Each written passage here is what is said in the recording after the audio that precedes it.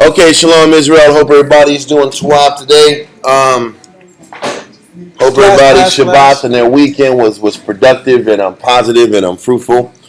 I want to shout out Kawakab and his congregation that they teach from Cali all the way to Georgia. Hope everybody's doing Tawab. I'm a Yataza in the UK. Shalom, I hope you're doing good. Kazakia and the SOW family in Virginia. Hope everybody's doing solid. Houston SW family in Quatazop and SW family in Rochester, New York. I always get the names. Zion, hope everybody is doing Tawab also on your end. Just once again, we're having the high holidays coming up soon, so we'll be giving you guys more details about locations and so forth and so on. We first of all want to thank y'all for taking the time and listening to all these classes about the dishonesty in us. We've gone a long way at 17. This is like the 17th class. We've kind of gone over it. And I promise you this is the last one. And we're going to tie in all the classes to kind of hyper-focus on the solution to our delusional nature, that lying nature, that part of us that overestimates our worth, our actions, and the things we bring to the table. And before we go on to that, it's just the last part of the class is still dealing with that Dunning-Kruger effect. But as we've gone over the last two classes, that Dunning-Kruger effect is Esau's way of explaining how mankind has pride. Men and women operate every day with pride and this inflated ego and this idea that because I can do a few things right, I have a greater grasp on all the other upcoming responsibilities that are presented in our lives. And it's very important for us to always be in the spirit of humility and always be in the spirit of being conscious that there's more we can do for him.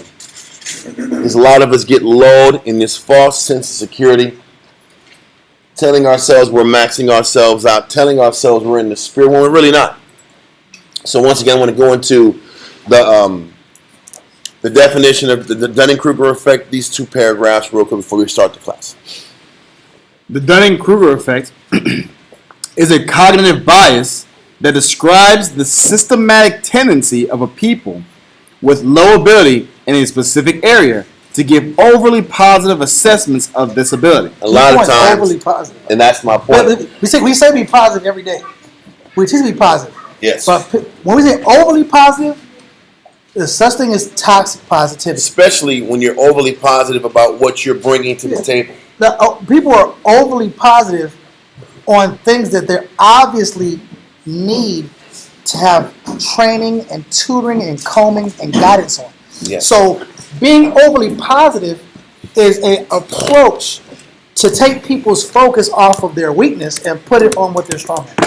And that's the thing. And we're not saying positivity. We teach positivity every day. Yes. Optimism classes have been taught for as long as I've been here. But this is the overly positive projection is really a method of hiding a weakness. Because that over positivity blinds you to the mountain of work you have in front of you to get to the desired goals that you say you want. If we're here to try to grow in Christ, grow in our understanding, grow in our connectivity to the Spirit, then we better fight to make sure every day that we're not delusional and that we don't have this false assessment of what we're bringing to the table. There's biblical positivity, and there's delusion to hide my flaw. We're never going to tell brothers and sisters not to be positive and not to see the good in things. But it's one thing to see the good in things, and another thing to tell yourself you're doing enough, and you're not. Let's get this next part. Expert. Paradoxical. Paradoxically. No, give me the beginning part. Expert humility. Expert humility. Now, with these Edomite quote-unquote PhD doctorate guys, they're sitting back here and they're like reinventing the wheel. Because what they're saying is the key to people with this Dunning-Kruger effect is the personality type that operates with expert humility. All they have to do is read the Bible. But in their mind, they'll tell themselves there is this scientific concept about having expert humility in order to sit back and deal with that Dunning-Kruger effect. Because Esau doesn't take the Most High's word for it anyway. Mm-hmm. He doesn't take the Most High's word for the Most High's word. Yeah. So he has to go his scientific approach. But his scientific approach is validates the scriptures. Yeah. God. So let's go, and that's the point. They're not wrong. Like I said many weeks ago, a lot of times you go into these scientific explanations so people can accept what the scriptures tell you right in your face with a lot more clarity. Yeah. Read that part. Expert humility. Paradoxically, highly competent or expert individuals. So listen, Esau wants to say that highly competent or expert individuals have the capability to understand and recognize that the little that they know is just scratching the surface to what it takes to actually understand or master something. I would say it's not necessarily about being highly competent or expert. It's more about being humble. And the more you can stay humble and honest about what you bring to the table, what kind of man you are, what kind of brother you are, what kind of sister you are, what kind of wife you are, or you have an honest assessment of what kind of husband you are. All these things factor in to help you get a clearer idea of what it takes to get from A to Z. So read it again from the top. Expert humility. Paradoxically, highly competent or expert individuals often underestimate their skills because they understand the true depth of a subject. They are acutely aware of what they don't know and assume others find the subject just as easy. This is the issue. In order to always be in a position to be elevated, in order to always be in a position to grow and gain understanding, one of the key components to always stay connected is to always realize there's more to learn. And two, that you're not on the level you think you are. It doesn't matter how many years you've been in this truth, how many years you've read these verses. You know, one of the major things that I've noticed even with young teachers, they'll sit back here and they'll tell themselves, I don't need the basic breakdowns. The basic breakdowns are, I've already outgrown that. I need something new. I need something new to go teach. What people don't understand is the power is in the being able to teach and digest clearly the basics. The basics.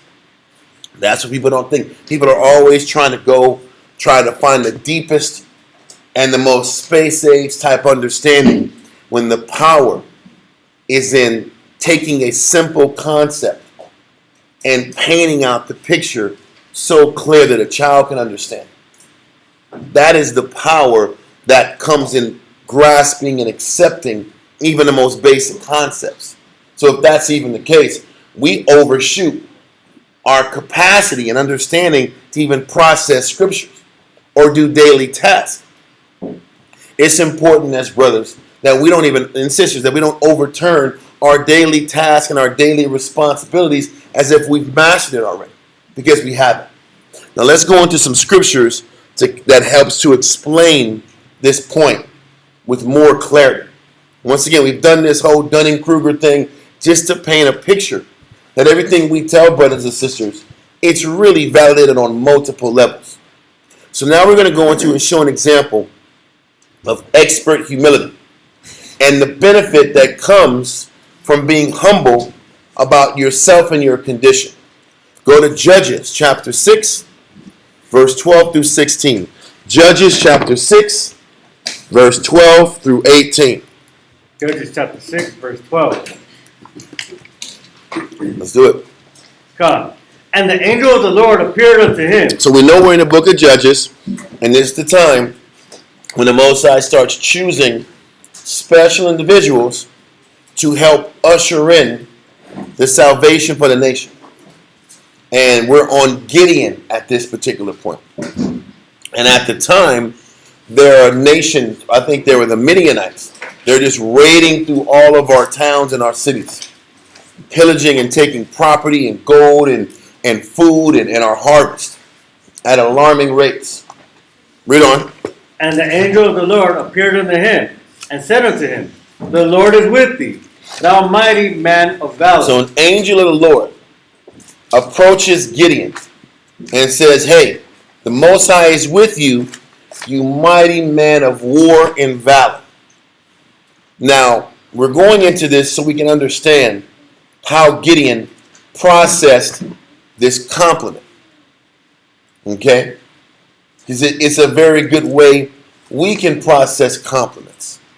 It's a great way that we should process anything that denotes praise that goes our direction. Because you know this is a sensitive topic. Why is it a And sensitive topic? it may sound like we're just tripping the trip. The Bible ain't trick. The Bible's a literal verse talking about what we're saying. Well, I'm just saying, sometimes Israel, when you receive compliments, I'm not saying all Israelites, but there's some people that when they get the compliment, goes to their head, and they're beyond all types of, just grooming. Yes. And this, I've always said this as my personal opinion, that sometimes when men meet a certain rank, you got to get all these changes and all these corrections and all this humility. You got to get it developed before a certain rank. Because sometimes when you do it, brothers, once they get to a certain rank, no one can tell them shit. That's a sad part. Humility should never end. Humility should never end, no matter what rank you are. If you're a general, you're not beyond correction, and you're not beyond grooming. You're not beyond Grooming with development. Yeah. Developing your spirit. Yeah. And growing and what's the changing. next battle. Adding more responsibilities and talents to yourself. There's a spirit of I've arrived, and now brothers just lay back, relax. They just do the same two-step ever after that. They're beyond having to gain more talents and skill sets because I've made a certain rank or I accomplished a certain goal. I did it, I won, and now that person is going to end up just stuck in that moment. So let's check out what Gideon says in a response to a literal angel Yeah. appearing to him and saying, hey, the Most High is with you, you mighty man of valor. That would go to most people's heads, where you couldn't tell them nothing after that. Now read on.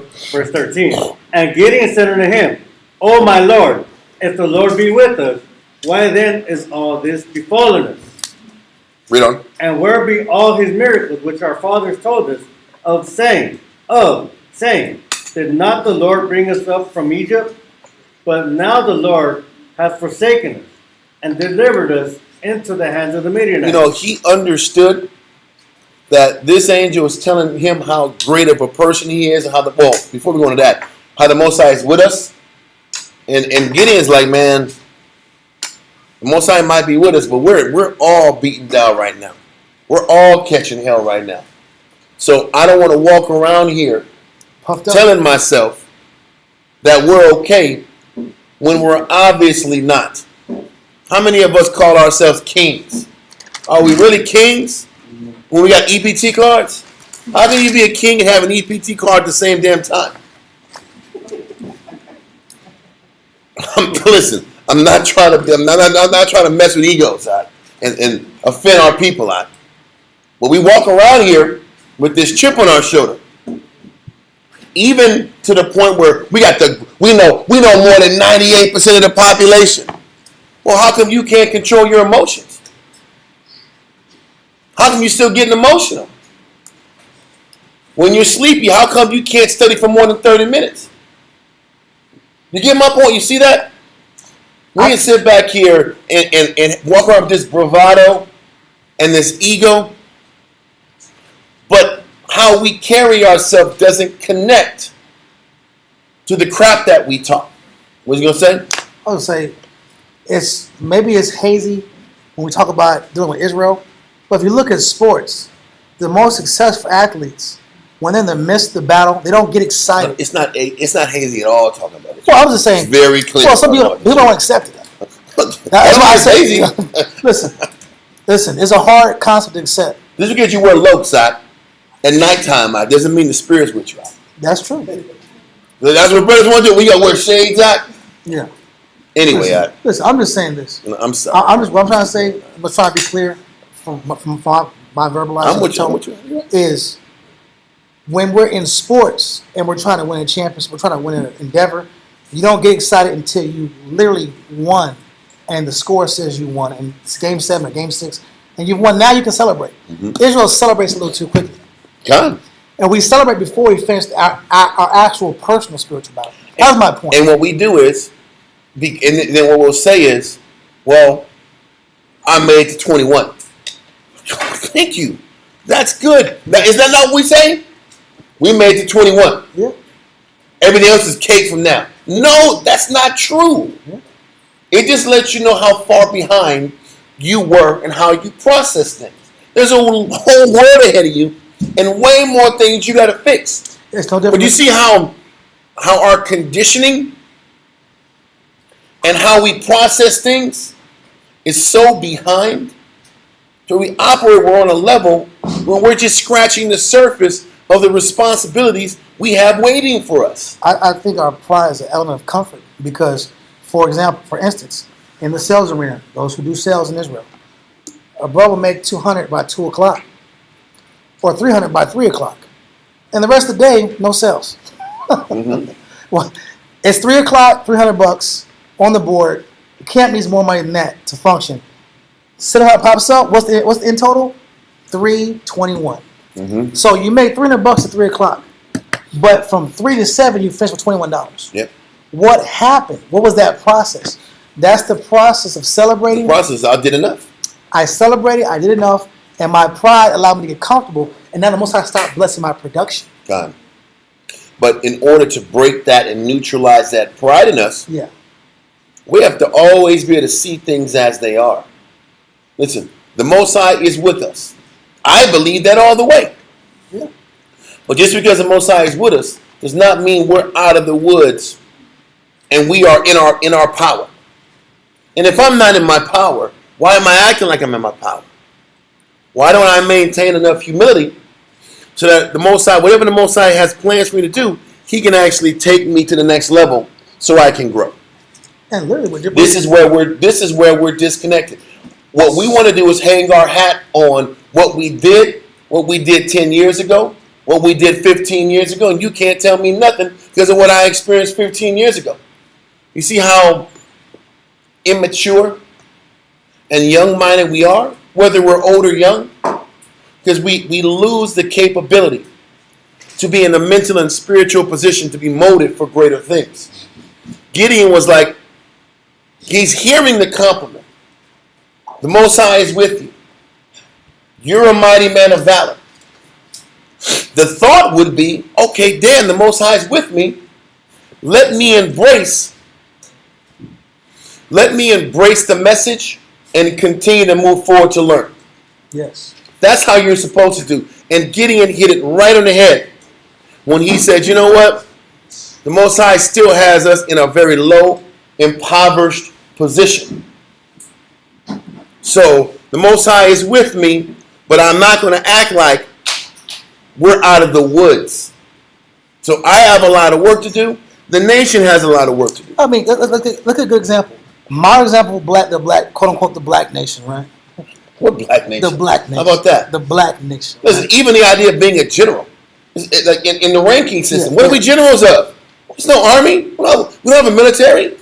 True. I'm just saying that in reality, rank means something, and There's honor. age means something, but the name general, The we're title. officer, the title general, officer 500 and 1,000. Listen, commander of armies. We're not commanding anything. Yeah. We're shepherds. Yeah. We're shepherds and teachers. In reality. Now, maybe one day, if we're responsible for 10,000 people, maybe the present ranking system might work or might actually be validated. Yeah. But at this point, our value is in our experience and wisdom and our humility. And there's no dishonor in earning ranks. I'm not saying that. I'm not saying that you're not supposed to gain rank. Yeah. But a lot of times, there's ego behind rank. That's the problem, though. The problem is there's ego associated with our achievements, and that's going against the whole purpose of us being in the truth. Yeah. The purpose of us being in the truth is to change and then help our nation increase their standard. Yeah. If you look at us as a whole, I love what Gideon did. Gideon said, yeah, I might have been a mighty man of war, but look at where my nation's at. That's look my at where our point. people are at. That's my You know, point. my mom. I gotta go with my mama's story. My mama came from the east side of San Antonio. Grew up with jackets that were, the size of, her. It should be at her wrist, but it was at her forearm. It's hand-me-down clothes. She had hand-me-down clothes. Everything was super tight. She had they had a really bad vehicle. Mama couldn't drive. It's whatever it is. Poverty, classic black poverty.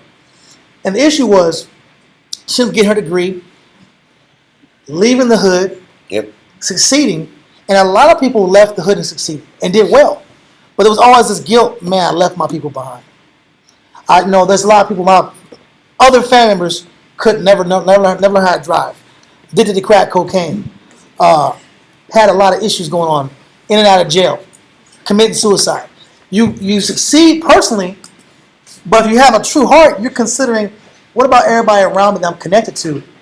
As a whole, where are we? And that's the point. And if you can understand the nation as a whole, this is not about destroying and downgrading the nation, but it's about keeping things in perspective. Realism. And this is what Gideon was able to do. He is recognizing the Most High is tapping him on the shoulder, but also recognizing at the same time that the nation isn't where it needs to be, and he isn't at this powerful position the way he needs to be. It's all going to tie in when we explain this and we go into the Josephus. So if you have a Josephus, get ready. We're going to need it. So continue. Verse 14. Verses 6 and 14. And the Lord looked upon him and said, Go in this thy might, and thou shalt save Israel from the hand of the Midianites. Have not I sent thee? So he says, go in your might, Gideon, What does that mean? and go fight these Midianites Yeah. and take them down. So listen, a carnal person would take this as an ego boost and get lifted up with the fact that you were chosen. A lot of us can't get past the notion that we were chosen. Yeah. How many of us, we've gotten classes about being chosen, and all of a sudden it goes to our head and it stops our effort. It stops our discipline. It stops our humility. Being chosen is the very beginning. The scripture says, being called is the very beginning. The scripture said in Matthew 24, many are called, but what? Few are chosen. So the calling is the you're just in the game now. You're just in the game with the calling. There's a world of work you have to do once you've been called. But we're elated simply off the fact that We're elated and we can't be told nothing. yes. Once Israel's told their Jews, they can't be told nothing, a lot of us after that. We're not adaptable, we're not bendable, we're not moldable, and this is the issue. But Gideon, he is moldable. The angel that keeps pumping him up about being this man of valor. Read verse 15 when he says in response to him being able to sit back here and save Israel from Midian. God, verse 15. And he said unto him, O my Lord, wherewith shall I save Israel? He's like, I'm not going to save Israel, man. I got to be honest with me. I don't have what it takes to save the nation. That's like us sitting back here and saying, yeah, you know what, we're going to sit back here and we're going to lead the nation and we're going to take it to the wilderness. Shh. I don't know the first thing about what we would do in the wilderness. I'm not going to act like I'd be equipped on any level to do that. And for anybody to think they would is a lie. Because Moses had difficulty dealing with the entire nation. And he was the meekest man on earth. What do you think you're going to do? Dealing with complaining Israel. You're going to flip. You're going to lose your salvation. Trying to sit back here and deal with the nation. That's what people don't realize. Everybody wants to be the top dog, but don't have the mercy and patience to be that guy. Because if you don't have love and patience in your heart out, you'll lose your salvation arguing and fighting with Jews, huh? That's weird. Who all they get off of is arguing with you and bringing you down to their level. Am I lying? That's what they do. Israel just gets off to tearing you down and seeing you fall. That's their form of validation. And why am I saying that? Yeah. Because even with the expectation of leadership, there is a delusion about what it takes to do that. People are unrealistic with the idea of thinking they have what it takes to lead. Because everybody thinks they have the ability to check and cut and kick out and drop. You drop and you do this, I'm going to take this away. But nobody realizes how much love, mercy, and patience you have to have in that position. And if you don't have the mercy and patience, the Most High will remove you. And you'll lose your salvation because of it. People don't think of that. So Gideon is very clear in the understanding the magnitude of the job he has to do. Can I ask the question? Mm-hmm. So, is there a connection to the concept of vainglory when you're dealing with this Dunning-Kruger effect? You're dealing with pride. Well, I just think it's pride. I just think it's pride in general. It's the pride that you can do it. The pride that because you're chosen, you're growing at the level you need to be, and you can rest on your laurels. Okay. A lot of us get comfortable with the pace we work at, Yeah, you're right. the level of effort we bring to the table. And you know how you know a person really is comfortable? Because how angry do they get when you tell them you gotta push a little more? That's how you know where a person. That's really how is. you know you got a person got That's how pride, you know where you really. and they really tell at. them and they lie to themselves and tell them that they're doing enough. So, read verse 15 again. 15 from the top. And he said unto him, O my Lord, wherewith shall I save Israel? Behold, my family is poor and Manasseh. So you know he understood. Listen, how many people accept how they were raised and aren't delusional about who they are? I mean, Israelites I talked to, yeah, I'm the rose that roll. I'm the rose that grew from the concrete out. Yeah. Oh, what does that mean? You're just this super on a level guy that despite all the hardships in the hood, I'm on another level. Is that what Gideon said? He said, man, I came from nothing. My family doesn't have any status. I don't have any status. He says, out of my family that doesn't have status, I'm the least of them. Wow. Isn't that what he said? He said, my family is poor in Manasseh, and I am the least in my father's house. But this is the clarity and the realism that he's About who operating in. he is. And this is the problem. How many of us can sit back and say, man, I know I'm behind. Nobody. I know I'm slow. Nobody's saying that, bro. I know I got pride. It takes me a while to figure things out. I know I sit back here, I have outlook issues. I slip on this. I have problems digesting things. Who says that? You have to be a damn Sherlock Holmes to get a person to confess that, huh? With Jews, huh? No, but we ought to be at the point of eviction or repo status. That's my point. And that's what brothers talk. You know, I haven't studied that about a year. And then they minimize it still. About a year, but it was, I was really busy. I had a lot of things going on. Yeah, some things went on my head. Israel's always lying. And they're not honest about how far behind they are. Because he's like, listen, in his head, people of noble families are the ones who have the power and the resources and the skills and the training. Because you know what he's thinking? If I'm the poorest if I'm from the poor in Manasseh, I also don't have the education. I also don't have the military training. How am I going to sit back here and overcome the Midianite army? I better cleave to the Lord. But what I'm trying to say is, this is how a person is supposed to process things. You're like, listen, yes, I'm chosen. Yes, the Most High is saying he's with me. And I might be able to squab a little bit. But does that mean I can lead armies? Do I have the training to lead armies? Do I have the capability? Do I have the strategy and the education to do these things? This is how a person has to think. Versus hyping yourself up about what you are and what you did in high school and what you did in your 20s. Are you realistic about what you really do bring to the table versus what you really need? Because all Gideon is saying is that I need a lot of things, Father, that you got to give me a lot of things in order for me to accomplish what you think I can do. So you're saying he has a balanced mentality, meaning he's cognizant of his deficiencies. He has an honest mentality. Okay. He's not even best. He's honest. I come from poor. Listen, poor families don't get educated. They don't have all this training. They don't have all this military training.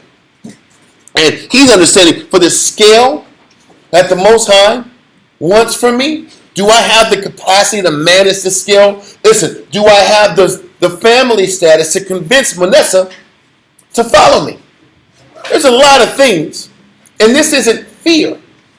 It's a difference between having fear and being honest about your situation. Because if you're honest about your situation, as we continue in class, The Most High will fill in all the blanks that you don't have because of your honesty. This isn't about being honest to say, oh, I can't do it and I'm afraid. I'm just a scared little boy and I don't think I can do it. It's not about that. Can you be honest about your circumstances, honest about what you can and can't do, so the Most High, who's watching your honesty, can come through and intercede with what you're lacking in. This is so important. This is so important. I've seen that in my time in leadership. I've seen it with men over me in their time in leadership. When they're humble about their condition, the Most High sends the help of your captains that fit exactly what you need. If you're honest about it and you're humble enough about what you can't do, He will send the help to you.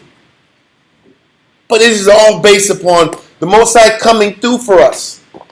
Starts with honesty about what you can and can't do.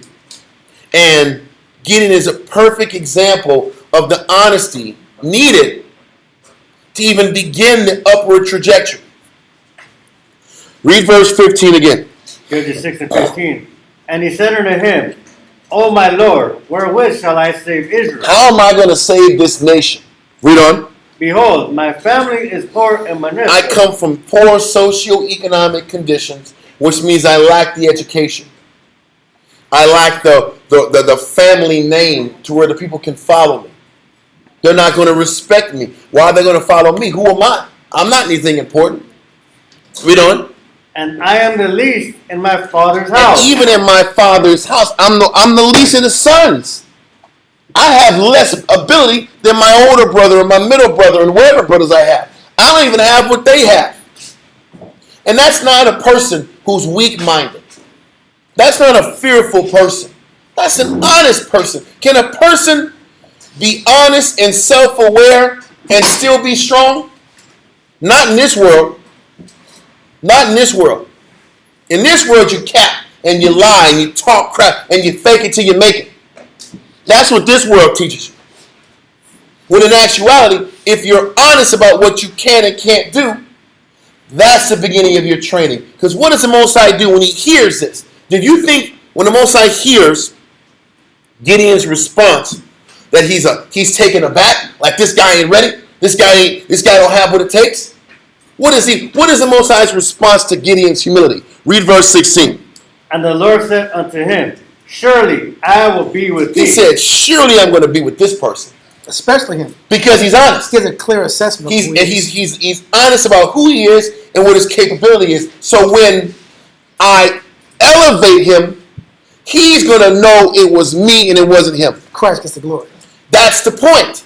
We walk around here and we're so needy for respect. We're so needy for appreciation that the Most High ain't going to work with that person. Because everybody has to be Fredo. Remember Godfather? I'm smart. Listen, Fredo just didn't have it. Yeah. How come Fredo couldn't accept? Out of all the brothers, he just didn't have it. And let me just support the family in my position. No, he had to prove that he was the man too. He got exploited, and the whole family had to go through strain and stress because of his pride. And I'm going through a movie, but you gotta sit back. Here's how you get Jake to listen. You sit back here and you go this talking about Gideon, it goes over their head. You say Fredo, oh, I get that, make a whole lot of sense, man. He should have just stay in his place. But it's the truth. He's trying to show that Dunning-Kruger, that illusion of thinking you're something that you're not, versus the person that is in complete honesty about his or her condition. Didn't that happen to Maccabees? Where you had Judas Maccabees was winning wars, winning battles. The guys started playing the Me Too game. Well, yeah, I don't want to go that. Okay, They did. There was a group that did that, and they went beyond the order. They were just supposed to hold this place down, hold the tower down, and went beyond it. But I don't want to go there because there's more here. Okay, gotcha. So read verse 16 again. 16. And the Lord said unto him, Surely I will be with thee, and thou shalt smite the Midianites as one man. He's like, listen, I'm going to for sure back you because you're humble, you're honest about your condition, and you don't have this bloviated idea of what you think you are. This tells a lot about the archetype the Most High blesses. He doesn't bless the person that's walking around here having to keep telling himself 5,000 times a day how much on point he is, and how much of a star he is, and how potent he is, and how he's the man. Let this verse go and jump to 2 Corinthians chapter 3 and 5. 2 Corinthians 3 and 5, right? Because if we were in this mentality at the job, if we were in this mentality at the job, we wouldn't be complaining about not getting promoted. Wouldn't be complaining about our bosses. Wouldn't be complaining about our situation. We would sit back here, look inwardly about what we have to fix. But most of the time, we're complaining about how the boss is holding me back. When you have that archetype about people holding you back, you're disconnected. Because you're not even in a position to learn and make adjustments on the necessary things to get the promotion from the Lord. Because you think it's about the person over you. You don't realize the Most High promotes. It's favoritism.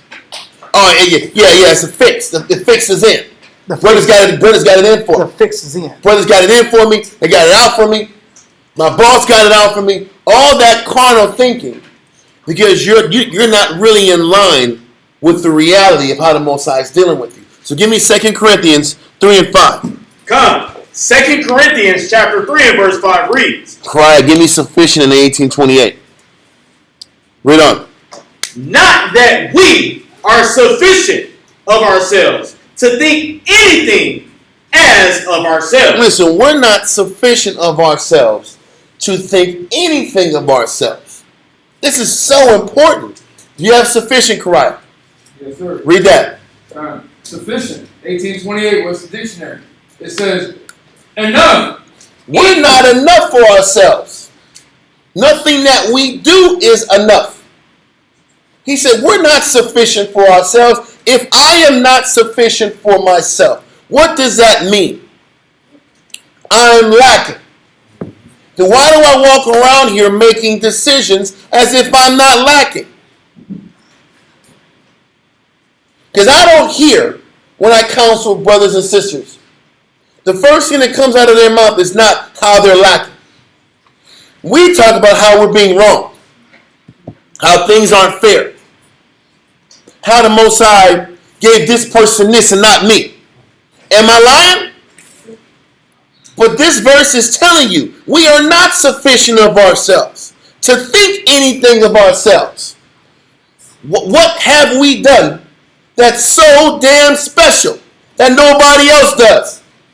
And why do we operate as if we deserve special recognition? I feed my kids. Because the funny thing is this. I pay my bills. I feed if my you don't kids. pay your bills, the lights gonna get cut off. Feed my kid. You tripping.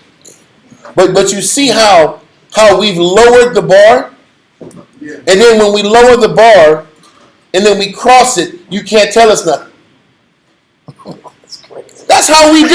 We lower the bar. Now, I didn't die in a shootout by 21. I could have been. I made it. I could have What? been dead. What? Oh, I didn't die on OD. You're not supposed to die of an overdose. Why are you part of that? I did it.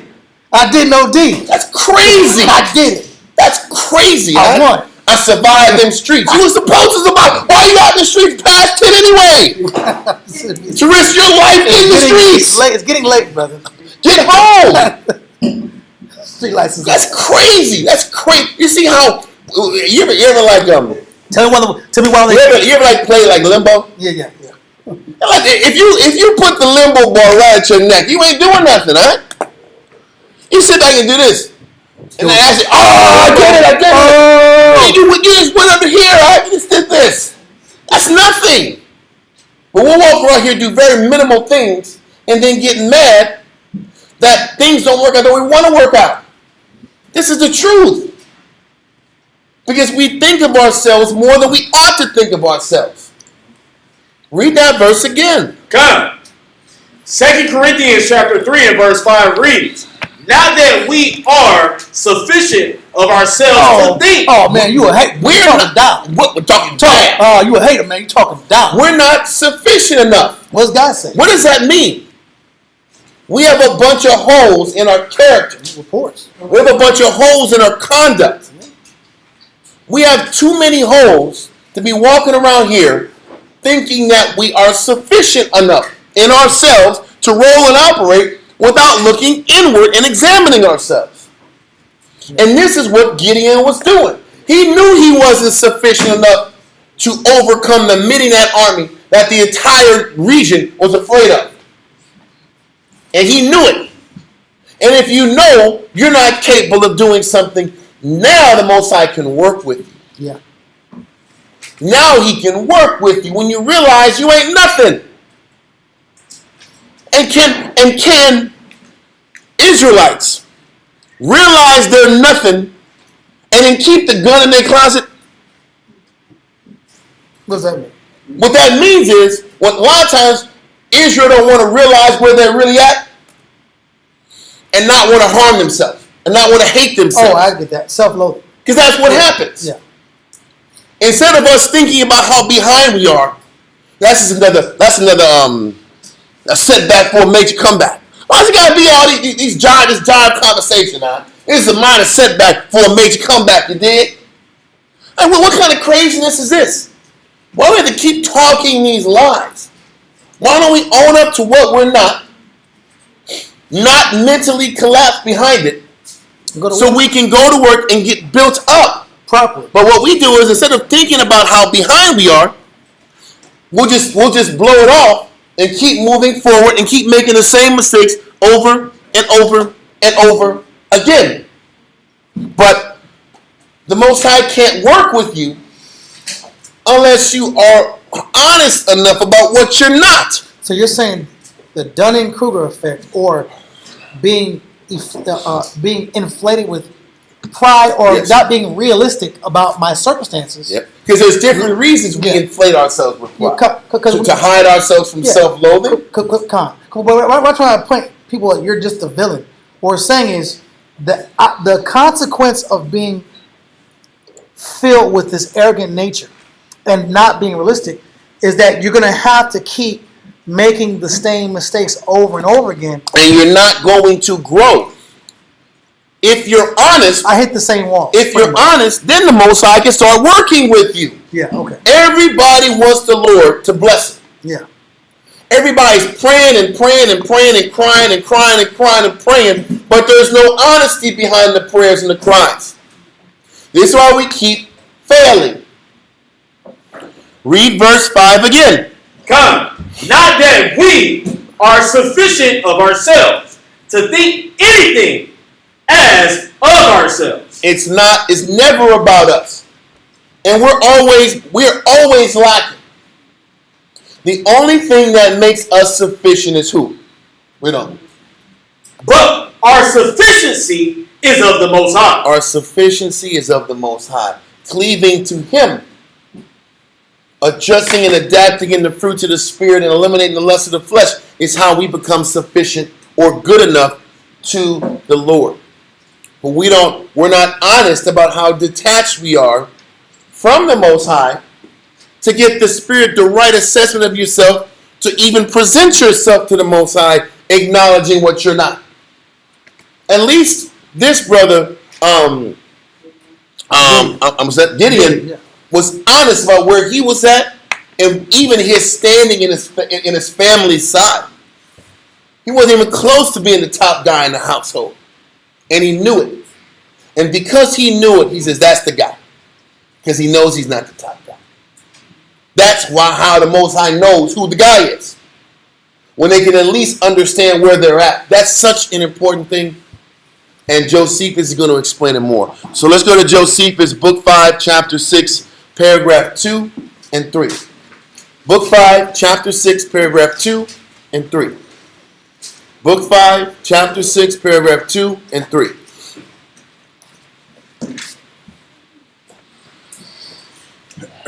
Page 141. Book 5, chapter 6, paragraph 2. Gideon also, the son of Joash, one of the principal persons of the tribe of Manasseh, brought his sheaves of corn privately and thrashed them at the winepress. Listen, Gideon thrashed his corn in the wine press. The corn is supposed to be thrashed in the corn press, the millstone. But the wine press, they're built inside the rock of the hillsides. So that means it has cover and protection. So he's sitting back here and grinding out his bread and his meal in a hidden place. Because he knew if he was going to beat that wheat out in public, military guys were going to snatch it. Oh yeah. That's how bad it was. They Listen, come. if bringing Judges 6 into context, this is right after we got our land. And we started getting comfortable and effeminate. And started focusing on our blessings and not the Most High. And the Most High, all the riches we had that we brought from Egypt, the Midianites took it. All the riches we accrued. One generation later. Listen, the Midianites took everything, took all the gold, took the chains, Thank you. they took all the goodies. Yeah. And then they were sitting back here going to wine presses to grind their meal out. And every time their crops would get high, they would wait till it was crop the season to harvest. Then they would take everything off right before the harvest came. So you work for nothing. But that was the Most High. So that's how bad times were. The people were broken. So Gideon's sitting back here taking a little bit of wheat flour he could and operated this in the wine press. Read on. For he was too fearful of their enemies to thrash them openly in the thrashing floor. Exactly. Read on. At this time, somewhat appeared to him in the shape of a young man, and told him. Now, this person that was in the shape of a young man was an angel. Read on. And told him that he was a happy man and beloved of the Most High. To which he immediately replied. So now the angel said, "You're a happy man, Gideon. You're a happy man and beloved of the Most High." Read on. A mighty indication of the Most High's favor to me, that I am forced to use this wine press instead of a thrashing floor. He said, "Listen, man, I don't know how the Most High is backing me when I'm running and hiding for my life For some bread. for some bread. Just to make some bread, I got to hide in where the wine press is. Because if I do it out in public, I'm dead. Get that wine flavored bread. So I don't think the Most High is with me as much as this guy is telling me the Most High is with me. Because reality, I'm not in a strong position enough to talk crap like I'm blessed and highly favored.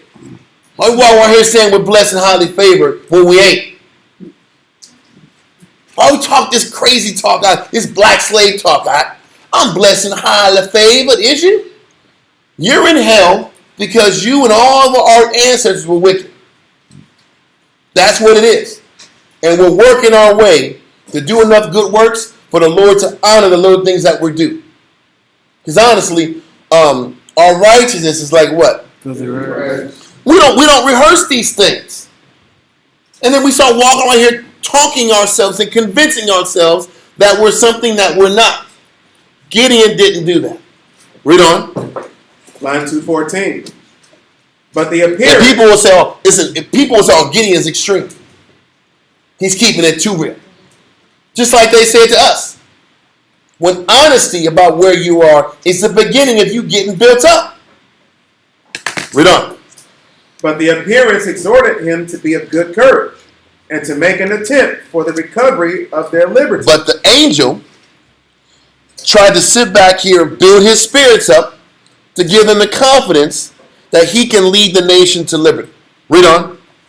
He answered that it was impossible for him to recover it, because the tribe to which he belonged was not by no means numerous. We don't have the numbers, the skill. We're behind. Read on. And because he was but young himself. And he's like saying, I don't have the experience to lead men. Didn't Moses have the same spirit? Yeah. I don't speak fluent Hebrew. My Hebrew is choppy. They're not going to respect me. I don't think I have what it takes to lead. Saul was the same way when he first began. When he was on point. Remember when he was anointed, he hid? Yeah. Everybody was trying to find him to anoint him, and he hid. That archetype is very similar to the ones the Most High elevates. David was the last of the sons even considered being the guy. He was the least of his father's household. And he wasn't running. Listen, how did he end up fighting Goliath? He was bringing cheese and eggs to his brothers. Not eggs. He was bringing food. He was bringing lunch to them. Uber Jews. Yeah, he was water boy. He was a water boy. He was bringing victuals to the big brothers. And then he said, man, what's this damn uncircumcised heathen sitting back here and talking about the Most High like that? And his big brother like, shut your mouth, man. This guy kill you. But his belief popped up. But what am I trying to say? The ones the Most High works with are clear about their situation. And they're not operating about what they think they deserve. They know what they're not. And the Most High know, but the Most High, the funny thing is this, the Most High already knew what they didn't have. Just like the Most High knows what you don't have. But he ain't going to listen to you until you acknowledge to the world what you don't have. Why would he sit back and start working with you if you ain't even humble enough to honestly say what you're not? He knows what you're not before you say it. But do you have the humility to acknowledge it so you can begin to get worked on? Or you don't keep lying? So the more you keep lying, he's saying, I can't work with this person. I can't build with her. I can't build with him. It's the same thing with the wife. You know damn well you can't work with her if she's not honest about her character. Am I right or wrong? You can counsel and teach and pull verses out the wazoo. If that sister is not willing to acknowledge what she's not bringing to the table, you're wasting your breath. Everybody, you right, brother, you right. But you can't do it for you either, as men. And wonder why you keep spinning your wheels. Or why the Most High don't send you a rib. Read on. He answered that it was impossible for him to recover, because the tribe to which he belonged was by no means numerous, and because he was but young himself, and too inconsiderable to think of such great actions. I'm too low on the totem pole. I'm young and inconsiderable to even be trusted for a responsibility so great. That's important. Can you even acknowledge that you're behind and that you need a lot of work in order to be in a position to actually make other people better? What he says, I'm not strong enough to help other people. I'm not potent enough to make the body strong. To maintain. Brothers don't say that when it's about getting rank and promotions. I don't ever hear that.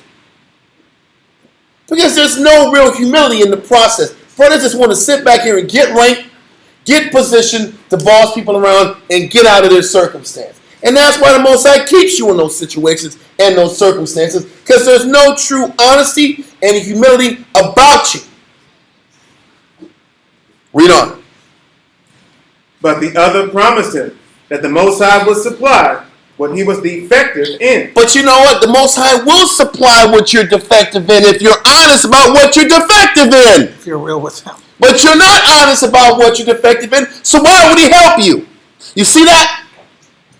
And that's that Dunning-Kruger. You keep telling yourself, you got it, I'm doing great. But you're not, because you're not honest about what you don't bring to the table. But if you're honest about what you're defective in, now the Most High can start sending the help you need. Sending the blessings you need. This is such an important concept that the Jew just glosses over. You know why? Because the Jew is focused on scrutinizing other people. Scrutinizing what another person don't do. Not realizing I'm the biggest liar in the room. And I got to confess my defectiveness to the body of Christ. And then the Most High will acknowledge it. The funny thing, when you're reading the Josephus of the Scriptures, it's not really clear if Gideon knows an angel. He says the young man's talking to him. And he's I don't think I got it, bro. If the Most High is saying this, and cool, but I don't know if I got it. The honesty about his defects is why the Most High is reacting and saying, I will overshadow your defects because you're humble. And I've seen that in my life many times. It's not about how perfect you are. We read about that a couple weeks ago dealing with Okay. John Hyrcanus. He was defective, but he was honest and humble, and the Most High worked through his defectiveness. But are you humble and are you clear enough in how you process things to acknowledge what your defect? Do you talk about your defects enough? Because it's almost like, I don't know about you, but I don't even get the momentum to start breaking myself until I keep talking about the crap I don't do. Then I get sick and tired of repeating the same thing about what I'm not doing, what I want to do, what I'm fitting to do. Then you can take that momentum, talk about it with others, pull from people's strengths that can do it better than you and grow. But the problem is most Israelites don't pull from strength. They scan people and criticize. That's what we do. We're very good at seeing what people don't do. We're very bad at acknowledging people that do things on a more superior level than we do and follow and trace them. Because that takes humility. And we don't have that. Continue. But the other promised him that the Most High would supply what he was defective in. Very important. Read on. And would afford the Israelites victory under his conduct. But it started with his humility and his honesty. And his willingness to explain his defects. Read on. You think he cared about being judged? No, he didn't care about being judged.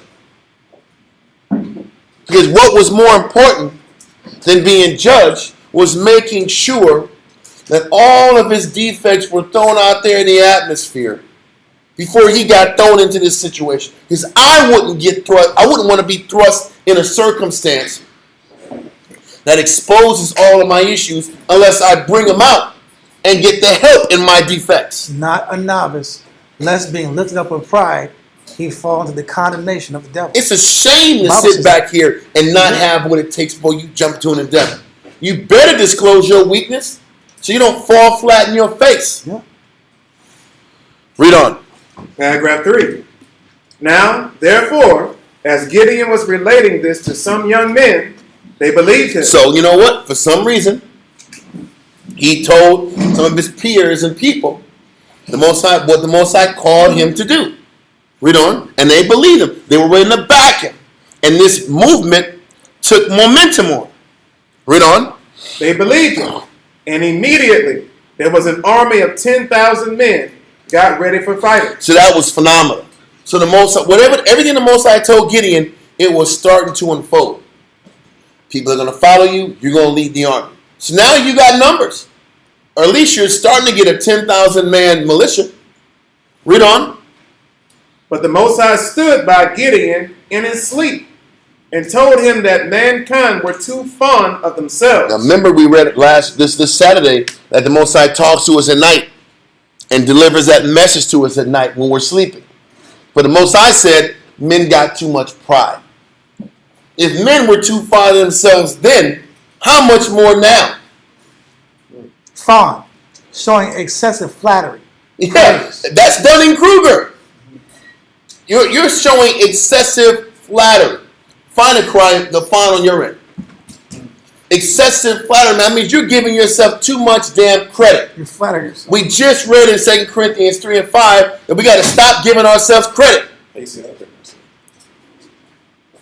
But this is what we do. All we want to do is glorify our highlight tapes. Glorify our abilities. Hype up our skills. Talk about all the good we do and how our good is being overlooked. Is that not what we do? So we keep hyping up our job history. Hyping up our years in. I'm hyping up our intelligence. Our experience. Never focusing on our deficiencies. Now you know why the Most High ain't hearing you. Because it's a bunch of pride that's motivating your moves. So he said, the Most High told Gideon, man is too fond of themselves. They're too focused on the things they do well. And I can't work with a bunch of people that overly focus on what they do well and lack the capacity to be honest about what they can't do. Fawning. He can't stand that. Fawning in Cambridge. It says praising someone too much and giving them a lot of attention that is not sincere in order to get a positive reaction. It's not true. You give yourself too much attention. You give yourself too much credit about what you do. If man did it back in the time of Gideon, you don't think we do it now? All we do is give ourselves more credit than we're supposed to. And all this is boost our ego up and disconnect us from reality. And when we're disconnected from reality, we're liars. And when we're liars, he's not listening to us anymore. And he's not working with us.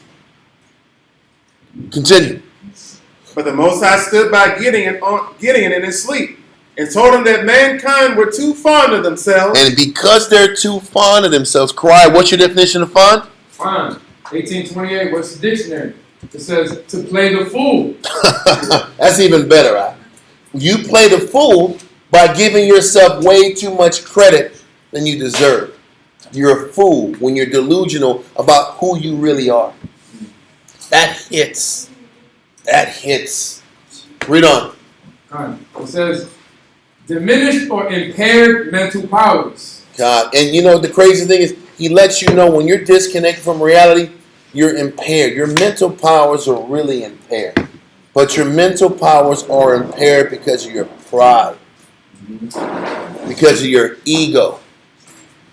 And this is what kills our people. Our pride and our ego gets in the way of logic, clarity, and reality. Read on. Fine. That's all I want from there. So read, continues, says, but the Most High stood by Gideon in his sleep and told him, read on. And told him that mankind were too fond of themselves. And because they were too fond, because they were fools, because they were disconnected to reality, what happens? Read on. And were enemies to such as excelled in virtue. You're enemies to those that excel in virtue. So that fool, that person who's fond of themselves, that person who is constantly flattering themselves and constantly hyper-focusing on the good they do, you are an enemy to growth. You're an enemy to virtue. You're an enemy to growing. Because you keep focusing on what you do good. You're literally an enemy against any possibility to grow in your life. You are directly, diametrically opposed to development.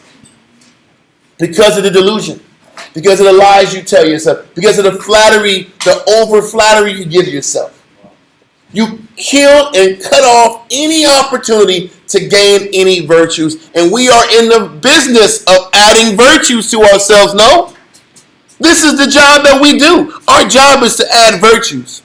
And how much you over-flatter yourself eliminates your capacity to get those virtues. So what are you doing in the truth? Just wasting time for decades, not gaining virtues, because you're focused on telling yourself how good you are in the process. Yes, I'm sick, Ron? I was going to say, Man, I got a that's question. crazy. So, and in that point, is it also safe to say that I'm an enemy to those that also excel in virtues that I'm lacking into as well? Well, you know why? You are, because you're an Indian them. Because you're sitting back here not gaining virtues, not growing, and you're Indian the ones that are getting it.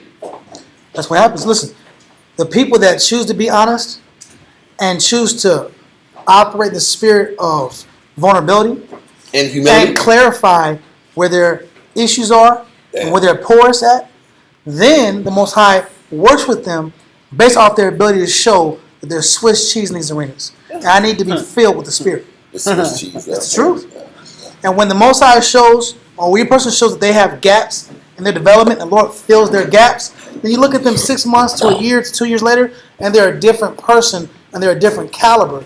And the men that operate in the spirit of, fawning, foolishness, surface thinking, and surface perspective, and glazing over issues and glazing over flaws, they just repeat the same mistakes for 2 to 3 years. And then you have two men that come to truth at the same exact time, but they're in two different positions. And it wasn't about talent. It was about honesty. This happens many times in the truth. That Esau and Jacob dynamic, that Cain and Abel dynamic, is always in the truth. One chooses honesty and clarity and humility, and the other chooses, I'm going to do things my way. My way works. They choose the Frank Sinatra path. I did it my way. But in the end, those that have pride shall be brought what? Brought low. But those that are abase themselves shall be what? Scripture says, those that abase themselves shall be exalted. So if I abase myself, how do you abase yourself? You ask for assessment from elders. You ask for assessment from peers. And then based off your own works, you look at your day-to-day assessments and you take notes about that. And you have blow for blow, day for day, minute for minute, month for month, week for week testimonies about your ups and downs. And now you have a clear source of information to work on. What's the point? The point is now I can go from a level 4 in the spirit, and now I can add an extra skill set to myself. Now I'm a level 5 in the spirit. I know where I have to fix myself. I know Elisha has been working on Spanish for a minute, right? And I know in Spanish, we're breaking down, Spanish has many different tiers. There's different tiers in Spanish. But listen, but you know what I used to say? I used to sit back and say, hola, me llamo es Awarna. And I would say, you know what? I'm learning some Spanish. I think I'm pretty good. I can order tacos. Not realize I got it. Yeah, exactly. I can order tacos. That was the king of saying Spanish. Verde, salsa, más salsa. Like, oh, you got it? Verde. But the problem is sometimes when you start learning the basics, you start thinking you got it. That's true. And you're not even close to even grasping what type of Spanish are you going to speak. But there's so many different dialects to it. There's so many different approaches to it. There's what the point that I was trying to establish was, I'm just trying to use even with. I'm just bringing myself in there, trying to be honest. Yeah. I was out there in Guatemala doing it. But I was doing a lot of hand motions like this. Puro aceite, no, see? And they were like, okay, he's trying. And they smiled. They were smiling. What? They must love me. They love me out here. They love me in Guatemala. But what really they're just saying, this black guy from America is trying on. I will entertain him because he's trying. Exactly. But I'm in the spirit. I'm moving. I'm doing a little la soca la roca. I'm doing something. Because the Most High. It's not. It's nothing. I'm not doing anything. Because the Most High is giving you a positive response. Because I'm trying. It's no deeper than the fact that I was a little Indian that could in the country I couldn't speak Spanish. Yeah. Nothing more. And a lot of us are the little Indians that could. But we're like that in the States when it comes to studying. And swears we got the scriptures out. Texas and New York. Cali and Canada, we're like that everywhere we go. But what we're saying, if you're saying in language, there are different tiers to communicate, right? There's different tiers of it. There's the beginner phase. It's a beginner phase, intermediate, and advanced. Okay. But the deception is, like I was telling the brothers, when you start learning something new, the first couple of weeks, you feel like you know everything. Dunning-Kruger! Exactly. Literally. That was the first time I actually heard it. They're learning Spanish. So yeah, you're gonna feel like you learn everything, and then once you like month 3, you realize you don't know anything. You know absolutely nothing at all. And there's 90,000 words that you do not know. 90,000, bro. I know. I didn't even know. I know Aora. I know something. I don't know what that is. Aora. Now. Ahora. Aora. I'm just like, hey, I'm close. It's close, man. Huh? It's like I thought, brother. I'm gonna give you 3 languages, brother. I watched some telenovelas. Now I know Spanish. That's awesome. Yeah. That's what people actually do in real life. I think even for like fluent Spanish speakers, some words are just like, wait, what? That's true. Because we have a lot to grow. But let's keep going. What do you got? What do you got any more there? No, I'll just let's keep going. I'm not trying to cut the vibe off. We have a lot of information. We're not even close to getting there. So read. But the Most High stood by Gideon. But the Most High stood by Gideon in his sleep, and told him that mankind were too fond of themselves. And listen. Why do you think the Most High chose Gideon in the first place? Because he was one of the few people that had humility and was honest about his condition. Because the majority of people walked around here. Think about this. How in the hell could an entire nation that is in captivity, that has all their harvests taken, all their gold taken, all their furniture taken, how in the hell can a nation still be proud and still be overly flattering to themselves after the Most High broke them down? That's the black and Hispanic man in America. Oh, come on, don't say it like that. I just said it. I don't give a damn. That's the native in Arizona. Okay, I'm everybody. All the damn 12 tribes. That's exactly. We're fond of ourselves in captivity. Despite all the hard. That's one of the roads that grew out the concrete. Like you're special. We're all too fond of ourselves, constantly flattering ourselves, despite how far behind we are. We can talk about systematic this, systematic oppression, whoopity-whoopity-whoop, cool. But what about your relationship with the Most High? And what about your pride? Because that's what got to get fixed. We understand the systematic this and this and this and this. But what about your pride and how delusional you are about your situation and about who you are? Because that's what it takes to get the Most High's attention. And that's where we're behind. And the Most High is like saying, listen, Gideon, you're honest and you're humble, and the rest of these guys aren't. So I can't even build with a 10,000 strong army because these guys are too proud, and they're going to sit back here and count all the people they killed and said it was them. And you ain't going to tell them nothing once they get to war and start getting a victory. So I have to cut these numbers down so that the entire nation knows it's me, with the hopes that all this pride and this ego will get thrown to the side and everybody will come to grips with the real situation. Stop it. He's telling you that's a real issue with Israel. We're too fond of ourselves. We overhype, we overbloviate the good works we do. What did Luke 17:10 say? After a servant works the field all day and then feeds his master until he's fed and sleep, then he eats. He said, I am an unprofitable servant. I do what I'm supposed to do. That's a person that has a clear understanding about their circumstance. Living in the real. And that's what we don't do. You give Jake you give an Israelite who has a Hebrew name a little bit of success. You can't tell him nothing. He lost all forms of humility. And you don't give an Israelite a bunch of things, and you still don't have no humility. I can't tell him nothing. One way or the other. Whether you get something or not, you can't tell him nothing. Despite it all, Because he's telling you that an issue with the nation is that they're too fond of themselves, and that fondness and that over-flattery nature gets in the way of their pursuit of virtues. Read on. And were enemies to such as excelled in virtue.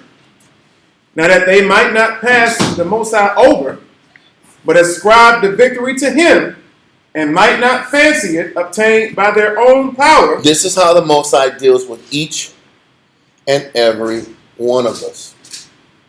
He reminds us that even if you're humble enough to receive the lessons, he will set the circumstance up to let you know it wasn't you. That's how you know the Most High gave you your blessing. He's telling you how he thinks. He's like, I'm about to save the nation. I found a humble person, but I have to make the nation see that it was a bunch of misfits that did this. Not any special, overly talented group of people. And when I do that, then the nation will know that the Most High is real and he is the omnipotent power. Read on. And might not fancy it obtained by their own power, because they were a great army, and able of themselves to fight their enemies, but might confess that it was owing to his assistance. And this is how he's setting up the grassroots of the Israelite movement. If you look at us from a distance, there's nothing about what we do that puts fear in Esau, that puts significant respect to even our own people. Our own people see the disharmony and the lack of unity amongst Israelites, and we're laughable. Right or wrong. All the sects, all the groups, Yeah. All the different organizations. There's no unity here. But how about the Most High set it up that way? Because the groups that look like the oddballs and the underdogs are going to be the one the Most High chooses, not because we're just so special, but He's going to do it to show the world how powerful He is. What we're reading in the Josephus and in Judges is a microcosm of our lives. And we need to be smart enough to process it that way. Even the ones that are chosen here, we're not special. We're not just these talented, high-end individuals. We're a bunch of flawed, defective people. And can you accept that? Because I do. I'm a defective, sick person that needs work. Can you admit that? Can you really admit it? Because if you do, then you might be able to begin to get worked on. Read on. And because I'm going to show you what we read, what the Most High chooses, because there's a verse that even talks about how the Most High chooses the foolish things of the world to confound the wise. He does. You take that in Corinthians and connect it with this, everything ties in. Read on. Line 216. But might confess that it was owing to his assistance. He advised him to bring his army about Give me that noon, verse. in the violence of the heat, to the river. So he says now, all these men that are down with fighting for Gideon, let's go and work out. Let's train. The violence of the heat. like it is right now, like 2 o'clock in the afternoon in San Antonio. That's crazy. The violence of the heat's like from 2 to 5. 3 digits. That's what it is. The violence is from 2 to 5. It ain't good at 12, but it's violent at 2. At 3 o'clock, it's violent. So they're working out in the violence of the summer heat, or whatever heat it is. Where's that? Read on. To the river, and to esteem those that bent down on their knees and so drank. To be men of courage. So the Most High is saying, listen, the men that get on one knee and drink, they're courageous. You know why? They're courageous because Gideon had to hide to even thresh wheat. So if an army of guys are sitting back here on a knee drinking, that means they're not afraid of what any type of soldiers that might come out of nowhere to ambush them. They're poised and they're strong. Read on.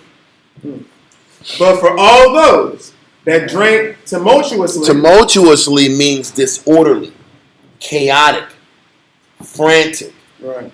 fearful. So the cats that are drinking like an animal lot, and they're scared because they're scared that they're having to drink all this water because they're afraid that they might get ambushed. Those guys are frantic, disorganized, disordered, and weak. He says you got to label those guys the fearful ones. Read on. But for all those that drank tumultuously, that he should esteem them to do it out of fear, and as in dread of their enemies.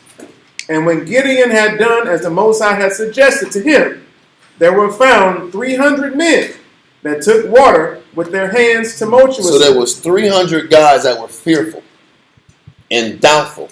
I mean, the 300 guys were the weak out of the 10,000. They weren't the ones. The castaways.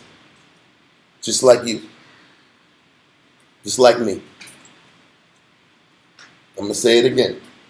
Most High took the 300 weakest of the group to prove a what? Prove his point. Prove a point. That he can sit back here and develop the weakest of us to do great things. Can you acknowledge that you're one of the weaker ones that he chose? So that Christ and his word and his wisdom can shine greatest through you? Just like he did these 300 weak, timorous, fearful men? Read on. So the Most High bid him take these men. He said, take the weaklings. Take the 300 weak men, and I'm going to show my glory through the weak men and the one man that can honestly assess how weak he is and how behind he is. Give me those guys. Give me the humble, weak guys over the guys who think they're on the level and they're not. They might have a little bit more ability. I don't want those guys. I want the humble person. And I can build with him. Do you think this is just a story in the Bible? That's some isolated circumstance? Or is there something for us to learn and extract from this in our lives? If you're honest, you'll understand this is about you learning about you. Just because you were called didn't mean you were called because you were strong. You were called because you had the capacity to be humble. There's a humble guy and gal in there somewhere. You just got to find it. That's what you were called to do, was to be humble and serve and make adjustments. And through your humility, you can be elevated. If we walk around here thinking we're anything greater than that, you're a liar. Read on. So the Most High bid him take these men and attack the enemy. Accordingly, they pitched their camp at the river Jordan, as ready the next day to pass over it. Okay, so I'm not going into the end of the story, but how did Gideon and them win? Anybody remember? They went to the camp of the Midianites with lights, a glass to cover the light, and a horn, and a trumpet. And they were all ordered at the same time to blow the trumpet, break the glass, and then show the light. And the Most High sat back and confounded everybody sleeping. And they started killing each other and ran off. What's that? God. But why did the Most High do it that way? The vigor is the Lord. He took all the power from you. He took all the glory from you. So you can't walk around here and tell you and say how great you were, how on point you was, how much wisdom you got, and how much in the spirit you is. He did it then, he does it now every day. If y'all pay enough attention, he will give you the blessings in arenas that you didn't put your hands on. But when you try to do something that don't work. Oh, every time. But when you're humble and you follow, it works. When you just follow and stop doing things your way, it works. When you sit back and do things your way, that's why in James, if you lust and you fight and you kill and you don't get, because you're about you. When you stop doing it your way and you submit, all of a sudden the Most High blesses it. Because he's breaking that pride. And what was that word? And that lust. It was that pride, and it was that fondness of yourself. He has to keep breaking that fondness in yourself, that propensity to focus on all the good you do. Our propensity to elevate who we think we are in our own mind's eye.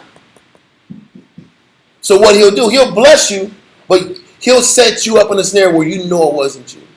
How many times in the mall that's happened? You'll sit back and you'll work and you'll work and you work and you're busting your tail. You're giving your best lines, and then a walk-up will come. Yeah. And say, yeah, Calvin told me to come over here. Like, oh, Calvin gets the blessings, huh? I'm gonna say, listen, bro, I'll take it. I'm gonna take it. But he wants to remind me it wasn't about me and how hard I worked. It was the other guy yesterday that did the work. He does it every single time. When you counsel people, how many times you counsel somebody? You can counsel them 1,000 damn times. Brother X tell him one time, oh man, the Spirit just opened my mind to what this brother was saying. It happens all the time.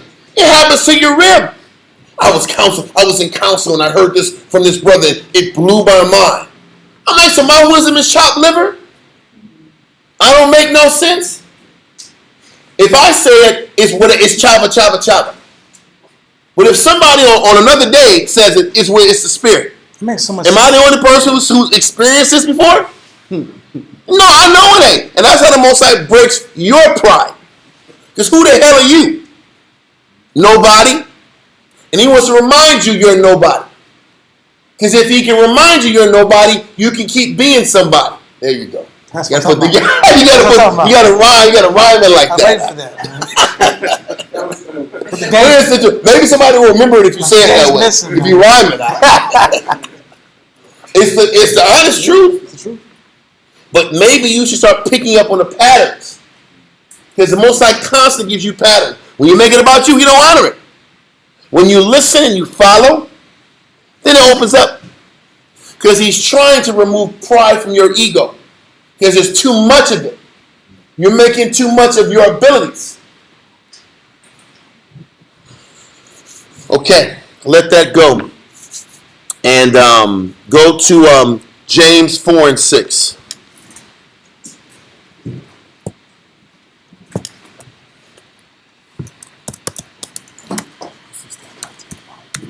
Oh, shoot, I'm sorry. James chapter 4, verse 6. This text. Read that, sir. James 4 and 6. But he giveth more grace. Wherefore he said, the Most High resisteth the proud. The Most High resists that person that is fond of themselves. That's overly fond of how they do things, how they process things, and their perspective. They're overly flattering to themselves. They're delusional and they're not honest about their circumstance. The Most High resists. When he says he's resisting, how does he resist us? He don't give us raising. He don't give us raises. He don't give us blessings. He don't give us the things we really want. He resists that proud person. Read on. The Most High resisteth the proud, but giveth grace unto the humble. To the honest. He gives grace to the honest.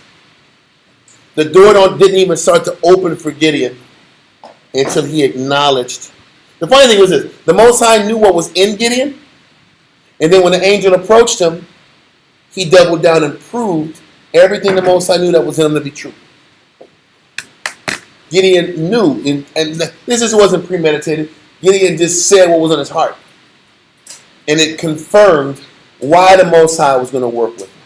It's so important because honesty helps fix all of your issues. Humility and honesty helps open the door to get healed. Let that verse go. And go to Psalms 138. Ezra did the same. Yeah. All the men who the Most High worked with and women had the same archetype. Psalms 138 and verse 6. Psalms chapter 138 and verse 6. Though the Most High be high, yet have ye respect unto the lowly. He said the Most High, even though the Most High is high, he has respect unto the lowly. Okay? Lowly means having a low esteem of one's worth. Humble, meek, free from pride. And too many of us are too fond of ourselves for the Most High to have respect with us. He said he only respects the lowly. He respects a person who knows and who understands he's not that valuable. You're replaceable. As brothers, we are replaceable. As sisters, you are replaceable. You're not that important. You're not that, irreplaceable. You're not. And you have to maintain that low esteem. To have a low esteem doesn't mean you hate yourself. To have a low esteem doesn't mean you, you have a self-loathing about yourself. What he's showing you is, can you realize that you're not that important and have a respect for who you are at the same time? Because that's what the Most High is looking for. Because when we start operating thinking that we're more important and we deserve this and we deserve that, then you're already out of pocket. And the Most High can't respect you. He can't respect you if you think you're supposed to be a certain way. If you think you're above a certain thing. Why should the Most High, remember the scripture says, It's called haunting. the Most High called us a worm? Yeah. Oh, Jacob. But listen, he called us a worm. When you look up the word worm, it's really a maggot. He said, "Thou maggot, Jacob." That's a little worse than a worm. Who wants to be called a maggot? When you look up worm in Isaiah 41, it's a maggot, larva. It's like when you sit back here and you throw some chicken in the trash out, and it gets hot, and them little wibbly things, little larvae move around the trash. He calls that us. The ones that turn the flies, that's us. That don't feel good, does it? But it's even worse when he looks at us as larvae, but we think we're the something. We think we're special. We're above losing this and going through this. I don't like this. I don't like what I'm going through. I don't like this brother say how he talked to me. What the hell do you think you are? How about that? And he doesn't respect anybody. The Most High don't respect a person that doesn't have a clear assessment of how behind he or she is. And if we're going to deal with that Dunning-Kruger concept, if you don't walk around here and realize you have a long way to go in so many different categories, then you don't have a low esteem. Because that's all it means. To have a low esteem means you have a long way to go when it comes to work ethic, discipline, studying, humility, sacrifice. And the Lord said it. The Lord says he loves a broken and contrite spirit. He says it in 1,000 the Lord would not despise. Which means he's going to respect you. But he doesn't respect us because we are detached from reality. We think we're more important than we are. In all phases. If you're a wife, I don't think I deserve to go through this. Who told you that? Who told you were special? Who told you were above suffering? Who told you were above sharing? Who told you any of that? There we go, being detached and allowing our ego to get in the way of growth. That's what the Bible says. Read verse 6 again. Psalms 138 and verse 6. Though the Lord be high, yet have he respect unto the lowly, but the proud he knoweth afar off. You can see a proud, cocky guy from a mile away, and he ain't giving them nothing. Proud look. He can see pride and arrogance and that over fondness of themselves a mile away, and you're not getting any respect or any acknowledgement. You know I'm Prayers ain't being listened to. Yeah. Requests aren't being listened to. Just so you know why your requests aren't being listened to, because your pride is on 10. Maybe 15, bro. I'm just 10. 10 is just a high number. 10's a high number. You can say 100. You can say infinity. Whatever the point is a lot. And this is why the Most High doesn't work with you. Let that verse go. Go to Zechariah 9 and 9. We're going to start talking about, we're going to deal with that lowly word. And we're going to explain how Christ was prophesied to be. What are the prophets, what was their vision of what Christ was going to be in the scriptures? So Zechariah 9 and 9. Zechariah 9 and 9. Rejoice greatly, O daughter of Zion. Shout, O daughter of Jerusalem. Behold, thy king cometh unto thee. Christ is going to be coming to Israel to save us. Read on. He is just. He is just, fair, honorable. His judgment is on point. Read on. And having salvation, lowly. He says he's lowly. What is he saying? Now, we know we're talking about the Christ.